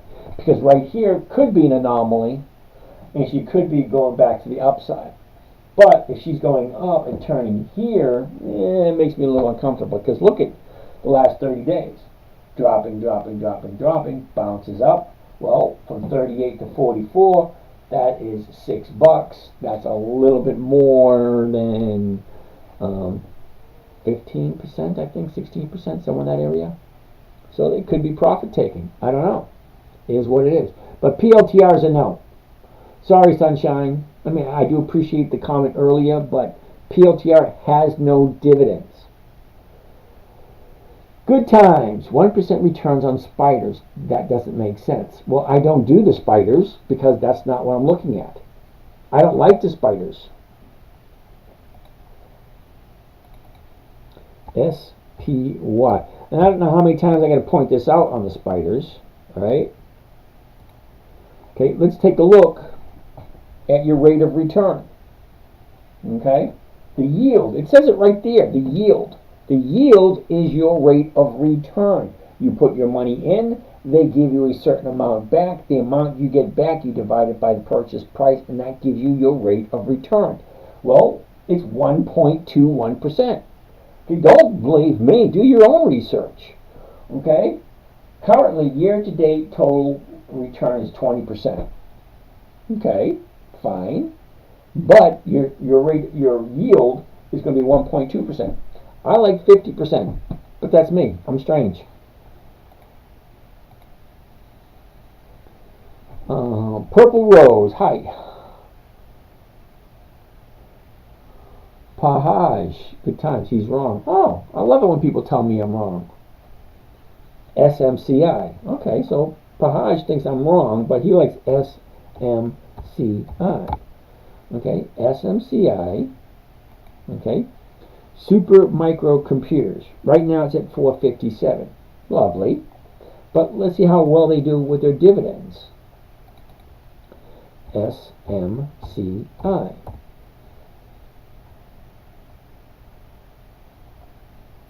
Historical data. Okay, go to historical data, and then we look at dividend prices.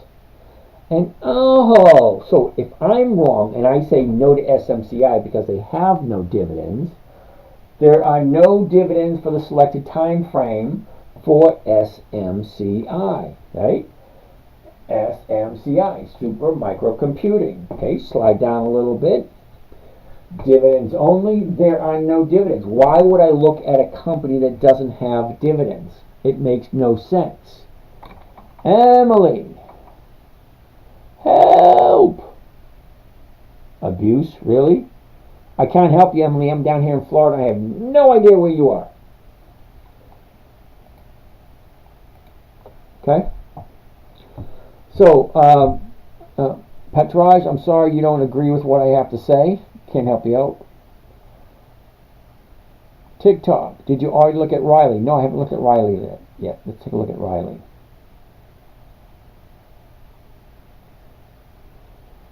Oh, wow, I'm missing all these questions. Oh boy. Okay.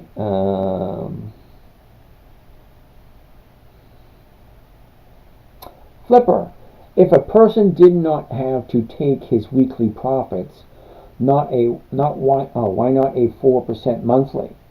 I like the way you think. Find me a 4% monthly, and then find me a way to figuring out where is it going to be in a month. Biggest advice to a young investor. Never accept no as an answer. If someone says no, ask someone else. Keep asking, keep persisting, ask better questions, and keep asking until you get the answer you're looking for. Unless, of course, it's a stupid question and it's absolutely no. Okay? You ask people, 100 years ago, hey, let's fly to a moon. No, you're crazy. But nowadays, different story. It all depends on the question. Ask a better question. Get a better answer. All right, Petraj, I like SMCI.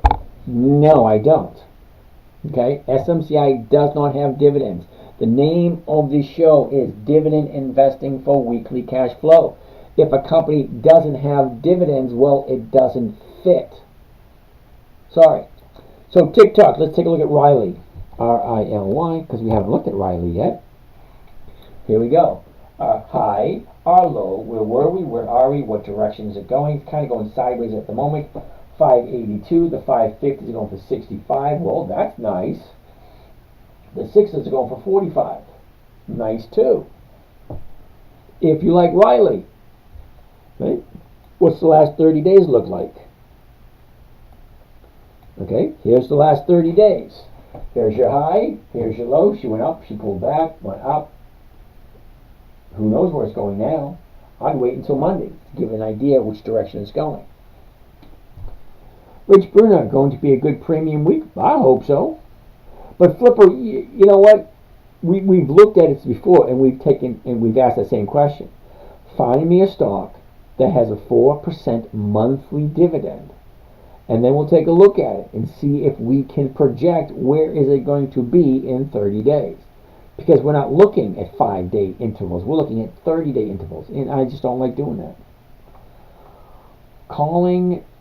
Ceiling in floor on SPY tomorrow. I don't do spiders. Sorry. Reggie Bo Jackson. Dude, I haven't heard or seen from you in a while. How's it going? Well, at least what I've looked at that. Okay. All right. WBA, we already looked at Walgreens. Hey, Austin, what's happening? Siri. We already looked at Siri. Yep. I'm retiring this year at 56. Do you recommend? Well, if you have enough money, that's awesome. Yeah, I already looked at Siri. We already did Siri. If you want to look at Siri after the show is over, go over to YouTube. It's all recorded. All the information for Siri is already there. You should hold stocks and only trade a minority. Stocks go up over time because earnings go up. Okay, Petraj, if that works for you, more power to you. I don't want to hold on to anything. Okay? I've tried that route years ago, and I'm not in a position. Okay, so see if I can make you understand this. See if I can say it in a way that you'll understand. Okay, I have a certain amount of money in my portfolio. Okay, that certain amount of money at 1% a week takes care of my bills. All right. If I had to buy and hold on to a stock and wait for it to go up in order for me to take care of my bills, it just wouldn't work. I don't have that luxury. I'm not there. All right? If that's where you are, perfect, good, great, wonderful for you. Not me. I have to buy. I buy and trade every single week to make my 1%. That 1% allowed me to retire and just enjoy the life I'm enjoying. You already covered this lesson. Buy low, sell high. Yeah, I get that part. But people keep arguing with me. PM didn't work very well, dividend capturing. Philip Morris. Really? Well, let's take a look at Philip Morris. PM. All right, Philip Morris wasn't in October. There it is right there, the 26th, $1.35. PM.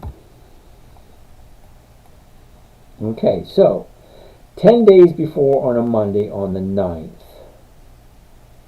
999999 right there.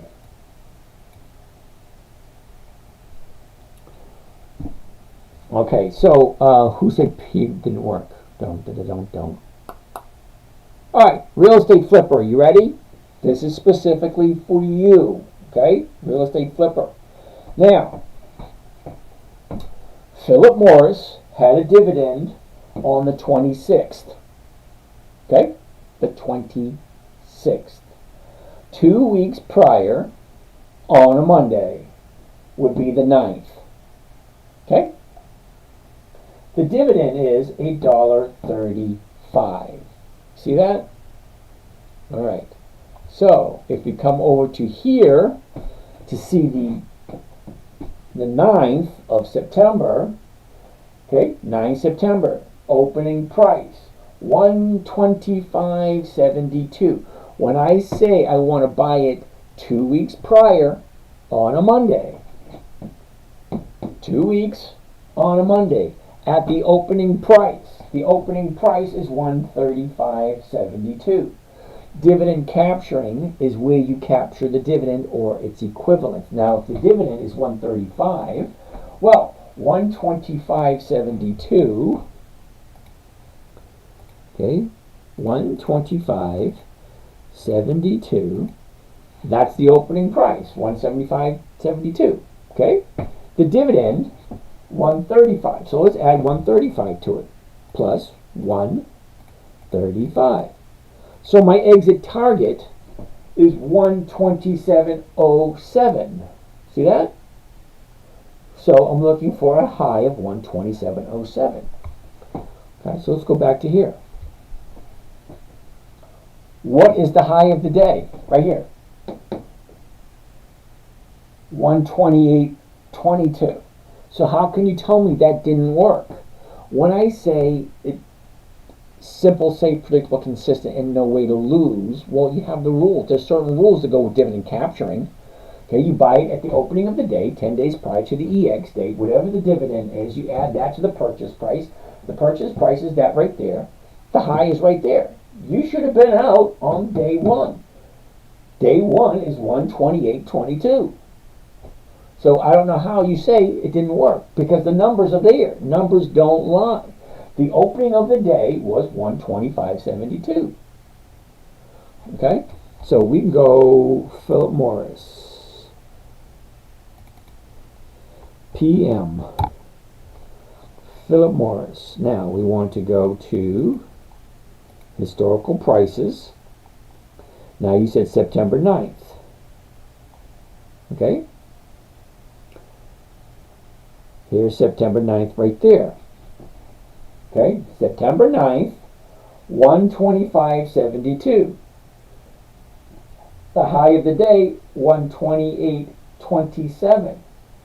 Well, that's almost a $2.50 increase, and you own the dividend was only a 125. So how did you miss that? Buy at the opening of the day. As soon as you buy at the opening of the day, add the dividend to it, and that's your exit. Okay, you should have been out on the same day with your profit. I can't help you if you don't follow the rules. The rules are there for a reason. No right on red. Well, you get a ticket. Okay, you jump up, you're going to come down. Certain rules are rule. Anyway, besides the point. So yeah, Philip Morris did work. You just didn't do the trade properly. Is there an exit strategy to know when to pull out of a trade? Yeah, when you're profitable. Okay, remember rule number 1. Never buy something you don't understand or you don't want to hold long term. Always buy as if you're going to hold it long term. That's the major decision. Number 1. Always make sure you're buying for the right reason, that you know why you're buying. Okay? Never buy something you don't understand. And if you do that, rule number two, never sell at a loss. Okay, so something went wrong somewhere. Either you picked a stock that you probably shouldn't have picked, or you didn't do the trade right. Now, Rich Bruner, when you say that's not my strategy, my original strategy was dividend capturing.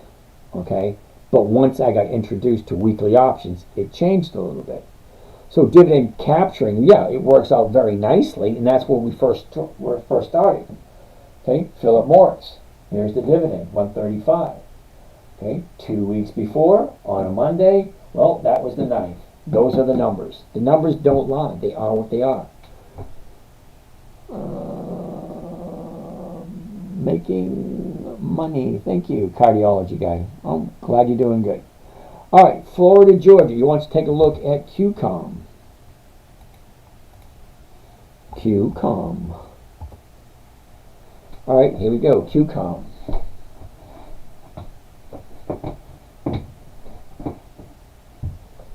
High, low. Where was it? Where is it? What direction is it currently going?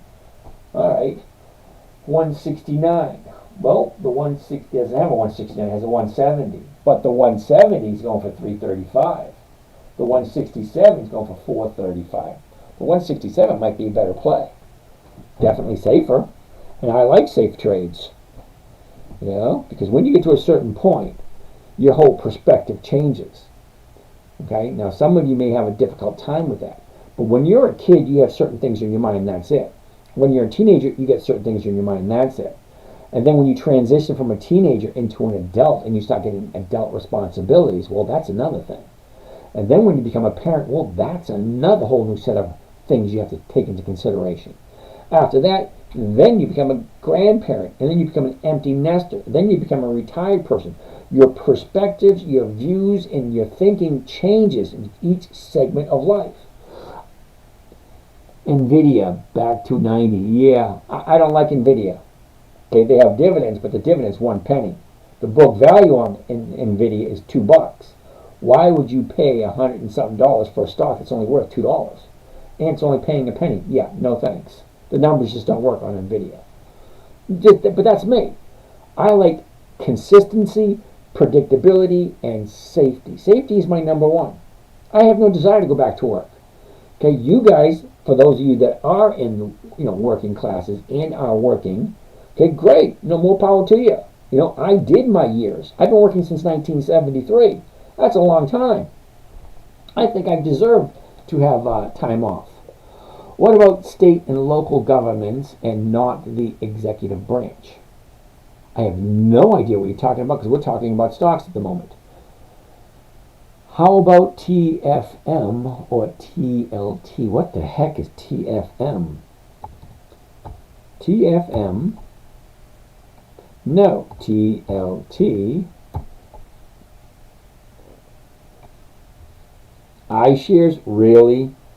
You've got to be kidding me. Okay, let's look at TLT. TLT. Take a look at the dividends for TLT.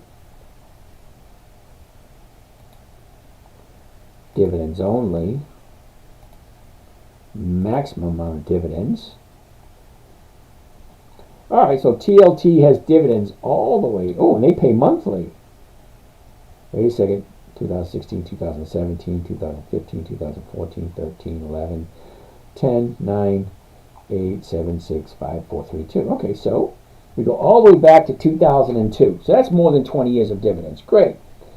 37, 34, 39, 45, 31, all over the place. 40, 35, 38, 37, 35, 42, 40, 36, 35, 33, 32, 36, 40, 28, 33, 35, 32, 33, 36, 31, 34, 41, 28, 30, 31, 32, 39, 35, 27, 26, 27, 25, 25, 29, 27, 30.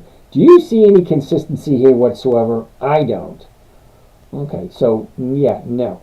Now, let's take a look at the summary on TLT. Yeah. 3.7% yield. Yeah, no thank you. Profit and loss year to date, 2.65. Yeah, you have fun with that one. I'm saying no to that one. I own some, will sell tomorrow. All right, Rich. Chris, I know you probably get this question all the time. How much can a regular person start with? Now, my grandson started with 50 bucks, just to give you an idea. Then what is your favorite high dividend stock? My favorite stock is Macy's. Macy's, Nordstrom's, Kohl's. Those are my three favorite. The reason being is each one of them is giving me over 1% every single week. Macy's was giving me close to 2% for a long time. Yeah, I know stocks go up. They also go down. So, Chris, yeah, it's going to take a little bit longer starting out with 1,000. You think about it, because there's not a lot you can do with just 1,000, other than keep educating yourself, keep looking at stocks, keep doing dividend capturing at first while you're building your portfolio. Okay, I don't know how old you are. I have no idea, no information new whatsoever. No idea what your risk factors are. No idea what your commitment level is. I have no clue whatsoever. Okay, you want to start with $1,000? Fine. Do what you can afford. Find something that works and stick with it. All right, Southern Nova. If you had a gap up Monday, right now I have most of my money. Donald, I feel bad for you. VOO is absolutely horrible. So let me take a look at VOO in 2 seconds, and I'll show you why personally, for me, okay, I would never do VOO, but I'm going to show you in a couple of seconds as soon as I finish reading some of these questions. So hold tight. If you had a gap up Monday morning, would you sell the stock or would you do a covered call at a new strike? That's an excellent question. Now, I'm going to tell you what I tell everybody in a similar question like that. It's all about the numbers. Okay, what did I buy it for? What is the current profit? What does the covered call look like?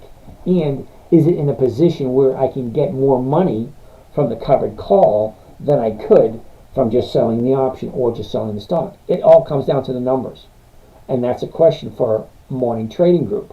Well, when it gaps up in the morning, we'll take a look. All right, what did I get it at? Where is it now? Is it more profitable to just sell it, grab that profit, and jump into something else? Or is the stock in a position where it looks like it's going to continue to go up? These are questions that we can't answer these questions now. We have to wait till tomorrow. Don't you think in the course of 20 years the market your money does good in VO? No, I do not. So let's take a look at VO. I told you we'll take a look at it. Fidelity. Hold on a second. James, how is it that you're making a profit on a premium if you're selling covered calls and prices go up? Okay, hold on a second. Selling calls, you bet the price won't go higher, so you can keep the premium. Okay, so what's that? Villadie? How do you pronounce that? Villadie. Okay, whatever.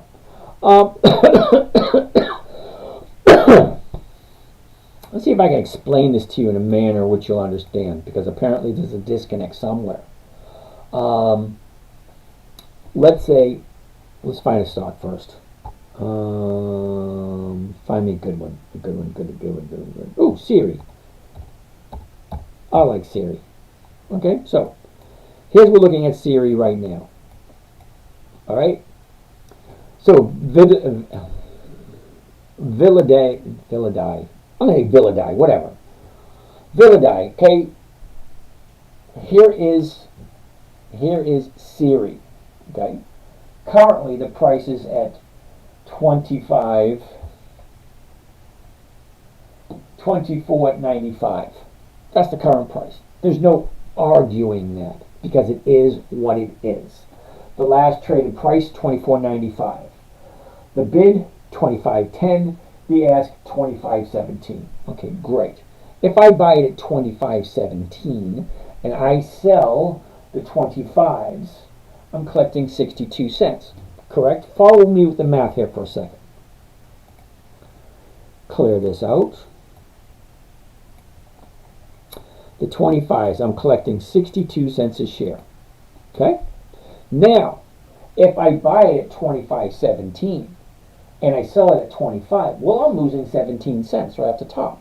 Okay, great. I got to take that 17 cents from somewhere, so let's take it off of the profit of 62. So I'm going to subtract the 17 cents that I'm losing right off the top, and that's going to give me a profit of 45 cents. All right? That 45-cent profit. Now, rate of return is calculated when you take your profit and you divide it by your investment. So at this moment in time, the investment is 25. Well, why not 25.17? Because we already subtracted the 17 out of the equation. No sense of subtracting it twice. So at 25 bucks divided by 25, that will give me a 1.8% return, close to 2%. Now, here's the thing about a covered call. I own it. Okay? Hypothetically, if I buy it tomorrow morning, I will own it at 25.17. That number will never, ever, ever change until I sell it. Now, if I sell somebody the right, not the obligation to buy it from me, by Friday, that is this Friday right here, 27 September 24. That's the premium I'm collecting. All right? Now, if on the 27th, the stock is at $32, whoever bought that option from me at 62 cents now has the right to buy it from me at $25. Do I honestly care that it goes up? No, I don't care, because I've already collected my 1.8, what was it, 1.8%?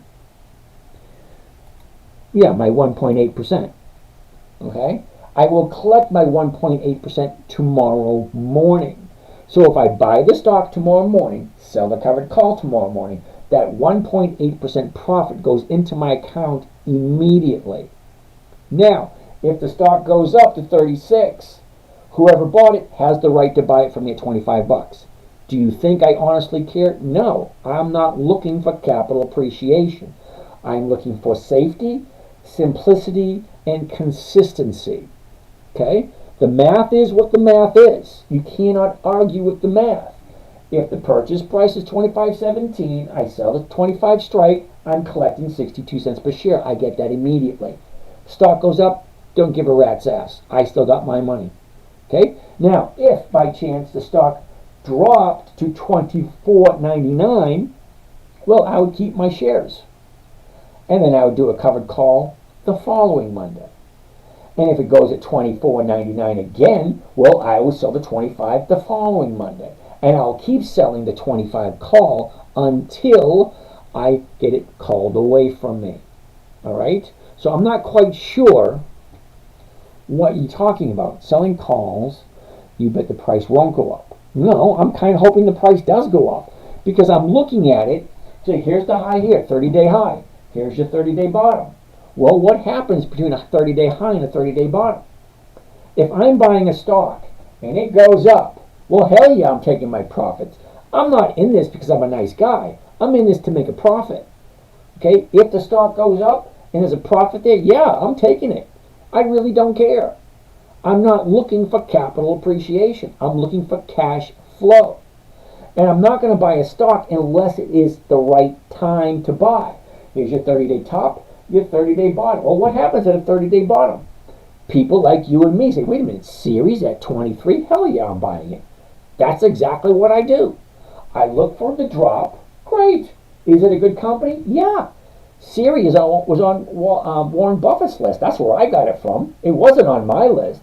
It was on Warren Buffett's list. So if it's good enough for Warren, it's good enough for me. Okay, hopefully that answers that question. Okay?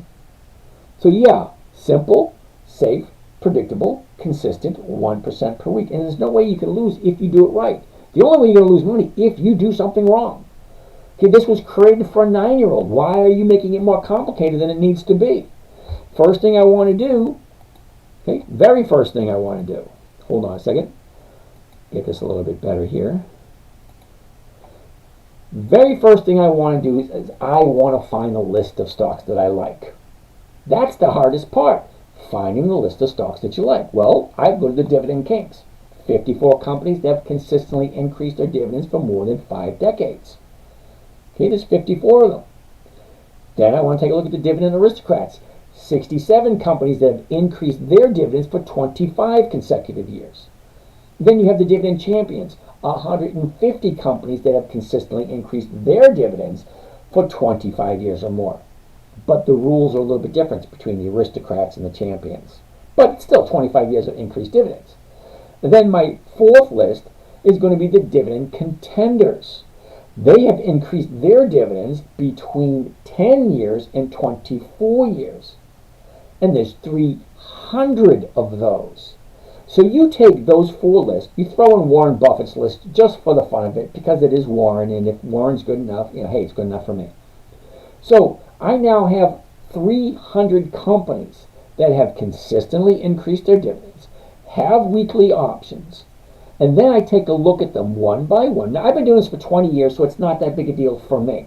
Now, for those of you starting out, yeah, it's going to take some time. You got to see if you like the company. So what companies are we looking at? That I'm looking at. Nordstrom, I already told you about Nordstrom. Halliburton, Newmont, Bank of America, General Motors, Kimberly-Clark, Pepsi, Coca-Cola, Macy's, Devon Energy, Albemarle, T. Rowe Price, Waste Management, on and on and on. Almost every single company I look at that I keep in my roster or my list, you probably heard of every single one of them, because I am old as dirt. That's what my children say. You're old as dirt, Dad. I say, thanks a lot. But anyway, I don't invest in anything I don't understand. I grew up with these companies. I know who Altria is, AIG, Seagate, Occidental Petroleum, Nordstrom's, John Deere, Fifth Third Bank. I know these companies. I don't buy something I don't know, number one. That's number one, picking the stocks. Number 2 is when are they trading? Because each one of these stocks usually, not guaranteed, but usually goes up in value just before the dividend. See these little green dots? Those represent the dividend dates. There's 4 dates to remember. Date number 1 is the announcement date. Hey, this is so-and-so, blah, blah, blah, we're paying a dividend. Announcement date, simple. Second date, the EX dividend date, the last day the stock trades before the dividend is paid out. If you want to collect the dividend, you got to buy it before the little green dot. Okay, General Electric, the 26th of September.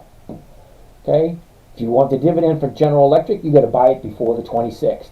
That means the 25th, the 24th, the 11th, the 3rd, the 4th, whatever. Date number 3 is the date of record. Whoever owns the stock on the date of record is entitled to the dividend. Date number 4, payment date. Simple. Okay, I buy it before the EX date.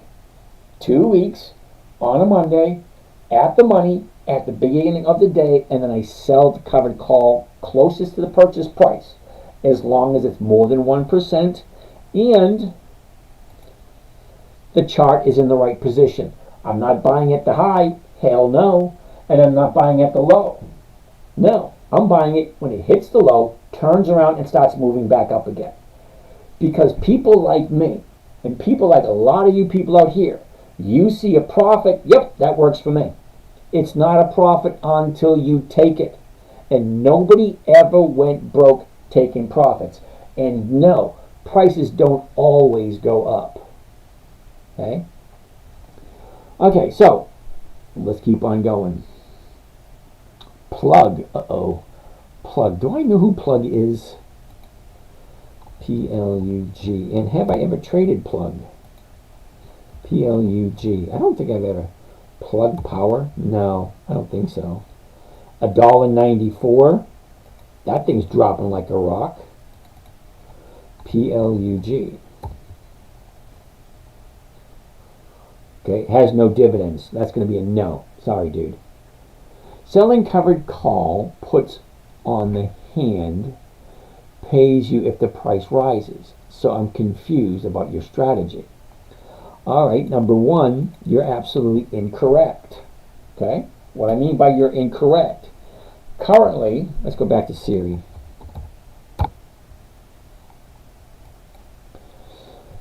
Currently, this price is $25.17. If I sell the 25, I'm collecting that 62 cents. That 62 cents is 1.8% for the week.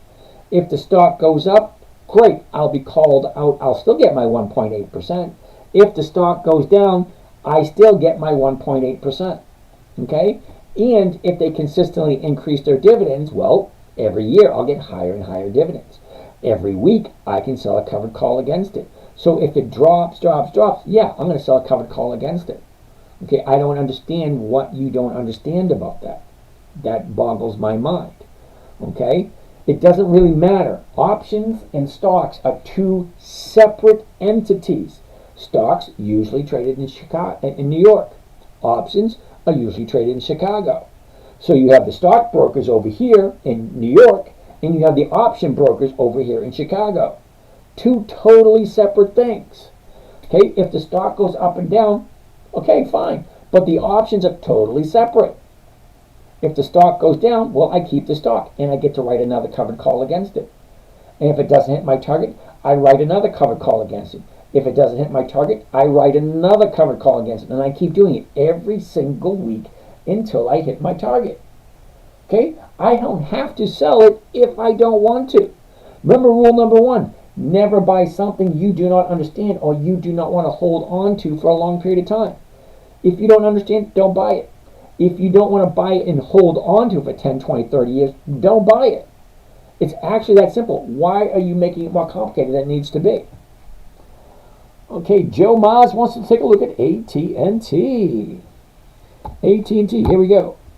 Okay, I'm going to say no to AT&T right off the bat, but I am going to write it down to look at it in 2 or 3 weeks. Because look at where it is. Okay? The high of the year was what? Last week? Yeah, no thanks. I don't play at the high of the year. Because what am I going to do? Buy it high and wait for it to go higher? Yeah, no thank you. Okay, I will wait for it to drop a little bit down here in this area, then I'll take a look at it. Remember, this is just one of the stocks I look at. I get 300 other ones. So I'm not going to look at this again for another 2 weeks because next week we'll see if she drops. But she probably won't drop far enough to make it enticing for me to jump in. Sorry, Joe. Felix. Yeah, Felix, we already looked at FedEx today. All right, on it, CRWD, we already looked at that one. And Wavy up there. Yeah, Hawaiian Electric stopped paying dividend years ago. And since the fires over in Hawaii, it's nothing but a shit show. Easy Tool Talk. That's Sherwin-Williams. SHW. Yeah, Sherwin-Williams. Yeah, that's a monthly. That's a no. Sorry. Own it, CRWD? No. Wavy up? Nope. HE's getting sued, yeah. What do you think about Carnival Cruise Line? Ooh, CCL. Yep. Well, Carnival Cruise Line, look at that. That's a nice run-up right there. What do you think? Okay, it goes from $15.50, $18.50, 19. That's $3. That's $3.50. $3.50 on a $15 stock, that's a 20% increase. Do you honestly think people like me are going to sit and look at a 20% increase and say, you know what, 20%, nah, I want it to grow a little more? Oh, hell no. It ain't a profit till you take it. All right? And nobody ever went broke taking profits. Look, here's your bottom here. She shoots on up over 20%. You don't take your profit, that's your own damn fault. Okay? I'm not trying to be anyone's friend. If I see a profit, I'm going to take it. That's me. Okay? I look for a simple, safe, predictable, consistent 1% per week. Whether it's capital appreciation, whether it's options, whether it's dividends, I'm looking at the same stocks over and over and over again. And the only stocks I'm looking at are those that are consistently profitable. Why would you put your money into a company that's not consistently profitable? Okay? Alibaba, where I looked at that one, is that COP or CQP? It looks like a CQP. What the heck is CQP? CQP. Yeah, that's an O. But COP, ConocoPhillips. I like ConocoPhillips, but ConocoPhillips is going to be a no this week only because, check it out. Here's your 30-day high. She drops, bounces back up. Okay? Last week was a good time to do ConocoPhillips. Now it looks like she's stalling. Okay? So it looks like she's stalling, and then she'll probably pull back next week. I look at these stocks day after day after day, twice a day. Usually it was just once a day, but now that I'm sharing with you good people here at night, it's twice a day. It is 11:31, past my bedtime. I'm going to turn into a pumpkin. I'm going to go through the rest of these questions, and we're going to call it a day. Alibaba, we already took a look at. CPQ doesn't work. Sherwin-Williams is a monthly. I don't do monthlies. Hawaiian Electric, they stopped paying dividends years ago. What's your thoughts on these weekly dividend stocks? I have no idea what you're talking about on a weekly dividend stock. I have never met a company that pays a weekly dividend. Okay, I trade weekly options on dividend stocks. Totally different story. All right, thank you for that. Do you do a call contract? Do you like, I have to buy 100 shares? Yeah, Cassie, to do one covered call, you need 100 shares. Okay, and there's a lot of stocks. If you're worried about price, there's a lot of stocks that are under 20 bucks. There's a lot of them under 10 bucks. Bristol Myers Squibb, Honey Badger, you're a little bit late. I'm getting ready to sign off, but if you want to check tomorrow, we'll do that one. Riley, we already took a look at Riley earlier today. What am I missing? EPD is a no. QYLD is a no. Sorry, James, how do you get access to the dividend calendar? Hey, Ivan, the dividend calendar is right here on Thinkorswim. Now, Thinkorswim's a trading platform. It's free to use. You go to thinkorswim.com, you can download it, and you can use it for a while, but if you want to continue using it, you'll have to open up an account at Charles Schwab. They'll let you use it for a while. How about the Dow? Yeah, the numbers. All right. Okay, seriously, if you like Dow, DOW, all right, you need to check a look at the numbers. Okay, what is their annual rately return? What are the dividends looking like? Once you look at those numbers, you'll probably say no, thank you. Wells Fargo, William, we're past 11:30. Check with me tomorrow on Wells Fargo. I like Wells Fargo, and I like Nike. Nike's a good pick. If you buy a stock at 30, it drops to 22. How can you write a covered call at 30? Well, I wouldn't write it at 30. I would look at the numbers. It's all a numbers game, Seb. Okay? Where is it now? Where is it going? So if I bought it at 30 and I sold a 30 call and she starts dropping, well, I would lower that covered call until she found the bottom, turned around, started going back up. Then I'd be a little bit more curious of where I'm at. ARC, yeah, no thank you. And Ron, how are you? Yeah. BV, yep. LEP, yep. Summit Therapy, yep. ARC, what? Buy a put, yep. ARC, blah, blah, blah, blah, blah, blah. The teacher never buy a put. I use other strategy. Thank you for that. IEP, no. Dollar share every quarter. Delic, okay, IEP. You're talking about Icon, right? Okay, so you like Icon. IEP. IEP. All right, yep, there we go. Now, are you ready?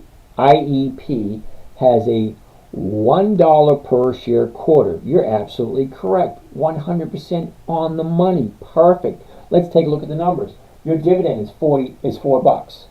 Okay, the yield 30.9%. That's an awesome yield. However, you're not looking at all of the pieces of the puzzle. Now, let's take a look at the dividends to see how consistent this wonderful company is with their dividends. Dividends only, maximum. All right, are you ready for this? Because if you like Icon that much, I'm pretty sure you didn't look at the numbers. Let's go back to the beginning. Now, they've been paying dividends since the 80s. See this? Since 1988. They started out at 49 cents. So, 1988, they were 49 cents. 1989, 49 cents. No increase whatsoever. 1980, 49 cents. No increase whatsoever. 91, no increase whatsoever. Well, let's look at 92. Okay? No increases for the first 4 years. Then the very next year, they cut it in half. Explain to me why you think that's good. Okay? So, they're at 24 for a year.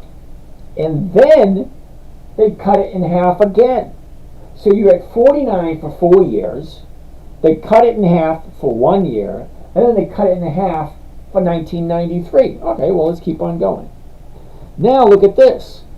From 1993 to 2005, no dividends at all. Explain to me why you think that's good. So, in 2005, well, now you're down to 10 cents a share for dividends. You went from 40 to 28 to 12. Now you're at 10. And you think that's good? Hold on. Let's keep on going. Now, from 2005, 10 cents. 2006, 10 cents. No increase. 2007, they're at 15. 2008, they're at 24. Now, 2008, they're at 24. 2009, 24. 2010, 24. 2011, 24. 2012, 10 cents. How the hell can you say that's a good dividend? What the hell are you thinking? Okay, so now, 2014, they're at $1.50. 2016, $1.50. 2017, $1.50. No increases whatsoever. 2018, $1.75. 2019, $2. 2020, $2. 2021, $2. 2022, $2. No increases at all. 2023, $1. They decrease it by 50%. What the hell are you thinking, brother? Seriously. The company consistently decreasing their dividends, and you think that's good? Yeah, terribly sorry. Let's take a look at the stock price. Historical prices. Come on. It's not working for me. Uh-oh, it froze. It's telling me it's 11:30. Anyway, take a look at the price. Page is not responding. Exit page. We had a problem. See if it reloads. Nope, it's not reloading. Alright, so anyway, to finish my little example about IEP, they're paying $1 a share every quarter. Yeah, they're consistently decreasing their dividends over the years, and you think that's good? More power to you. Alright, I'm done for the night. I'm not looking at anything else. I just wanted to touch on AEP because I think it's horrible.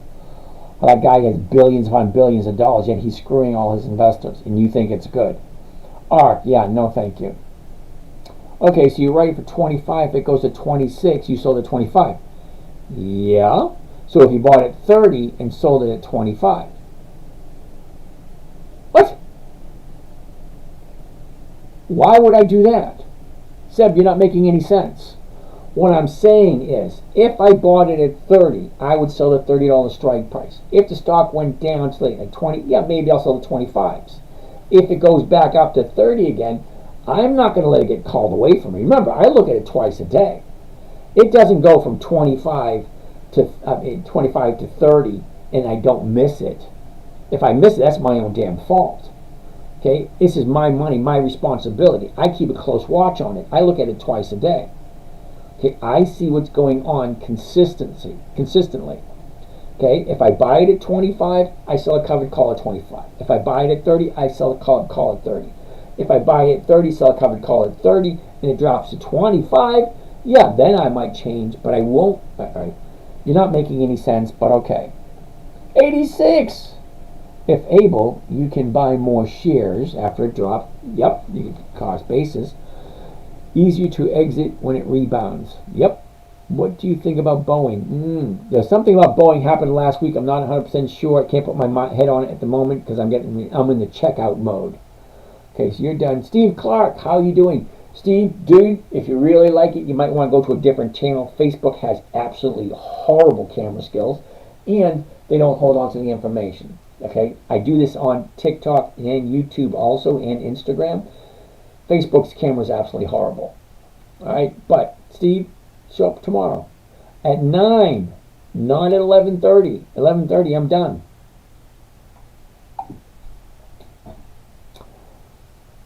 Of course I am making sense. Well, you're making sense because you know what you're talking about.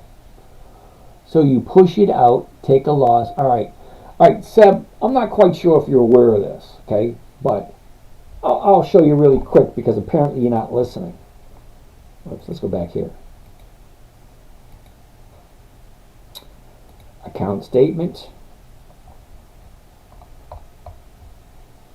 Okay. Now, Seb, just out of curiosity, okay? We're coming into the end of September.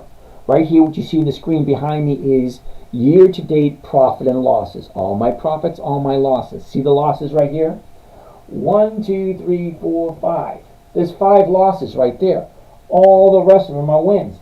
But they're not losses because 1, 2, 3, 4, 5, I still own all 5 of them. I have no intention whatsoever of selling at a loss. I haven't had a single loss at all in this one account here. This account here.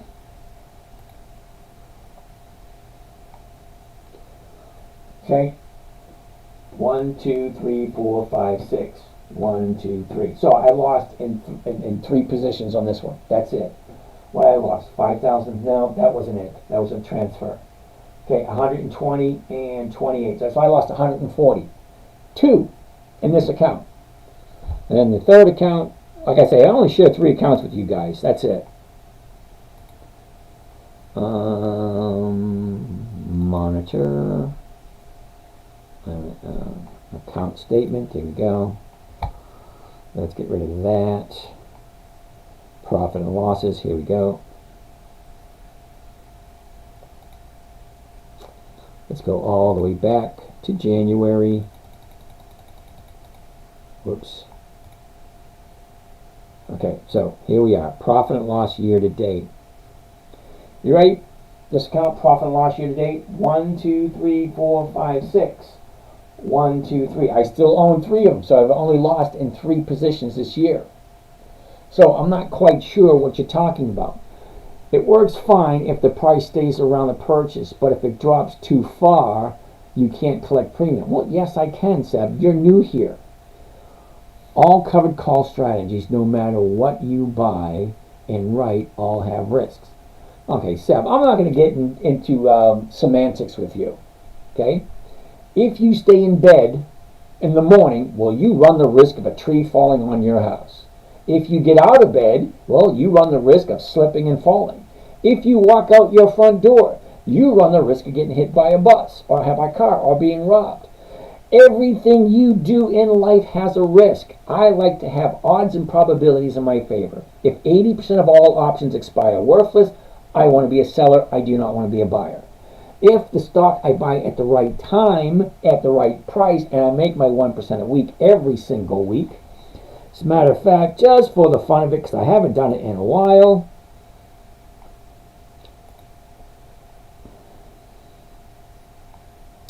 let's go go to videos. These are my videos from a long time ago. Okay, here you go. Here's one right here. March 23rd, 2003. Hold on, open this up. 27th of February. And went back up on the 30th. That's a long time to launch that. Almost a whole WIIE comes in number 2 for 100% also. These things are off right now. Let's see how they do. As you can see. Alright, you see the date? March 23rd, 2003. You go through all my videos and you'll see 2012, 2013, 2014, 2015. I've been doing this every single year for 15 years, averaging 1% per week. Whatever you want to say, fine. You believe whatever you want. I really don't care. 100% honest. I really don't care. I buy a good quality stock. I sell a covered call against it. I collect a premium that's over 1%. Consistently, predictably, and safely. Just be careful. Dude, I've been trading for 20 years. I really don't. Never mind. You know what? You guys have a great night. This is James from Dividend Stock Talk, brought to you by the 10-Minute Trader, where I invest in dividend stocks for weekly cash flow, take you along for the ride for a safe, predictable, consistent 1% per week. The trading strategy I came up with was created for my 9-year-old daughter. If you can't figure it out yourself, I cannot help you. It was created for a 9-year-old. All right? And you have been trading for 40 years. Well, then you should know. All right, Justin, how are you doing over there in England? All right, so Seb, you've been trading for 40 years and you can't do 50% per year. I can't help you out, dude. All right, guys, have a great night, and I'll catch you guys again tomorrow. For those of you in the trading group, the links were already sent. So live trading tomorrow morning. I'll catch you guys tomorrow. The stock list is already sent out to you guys, and we are done.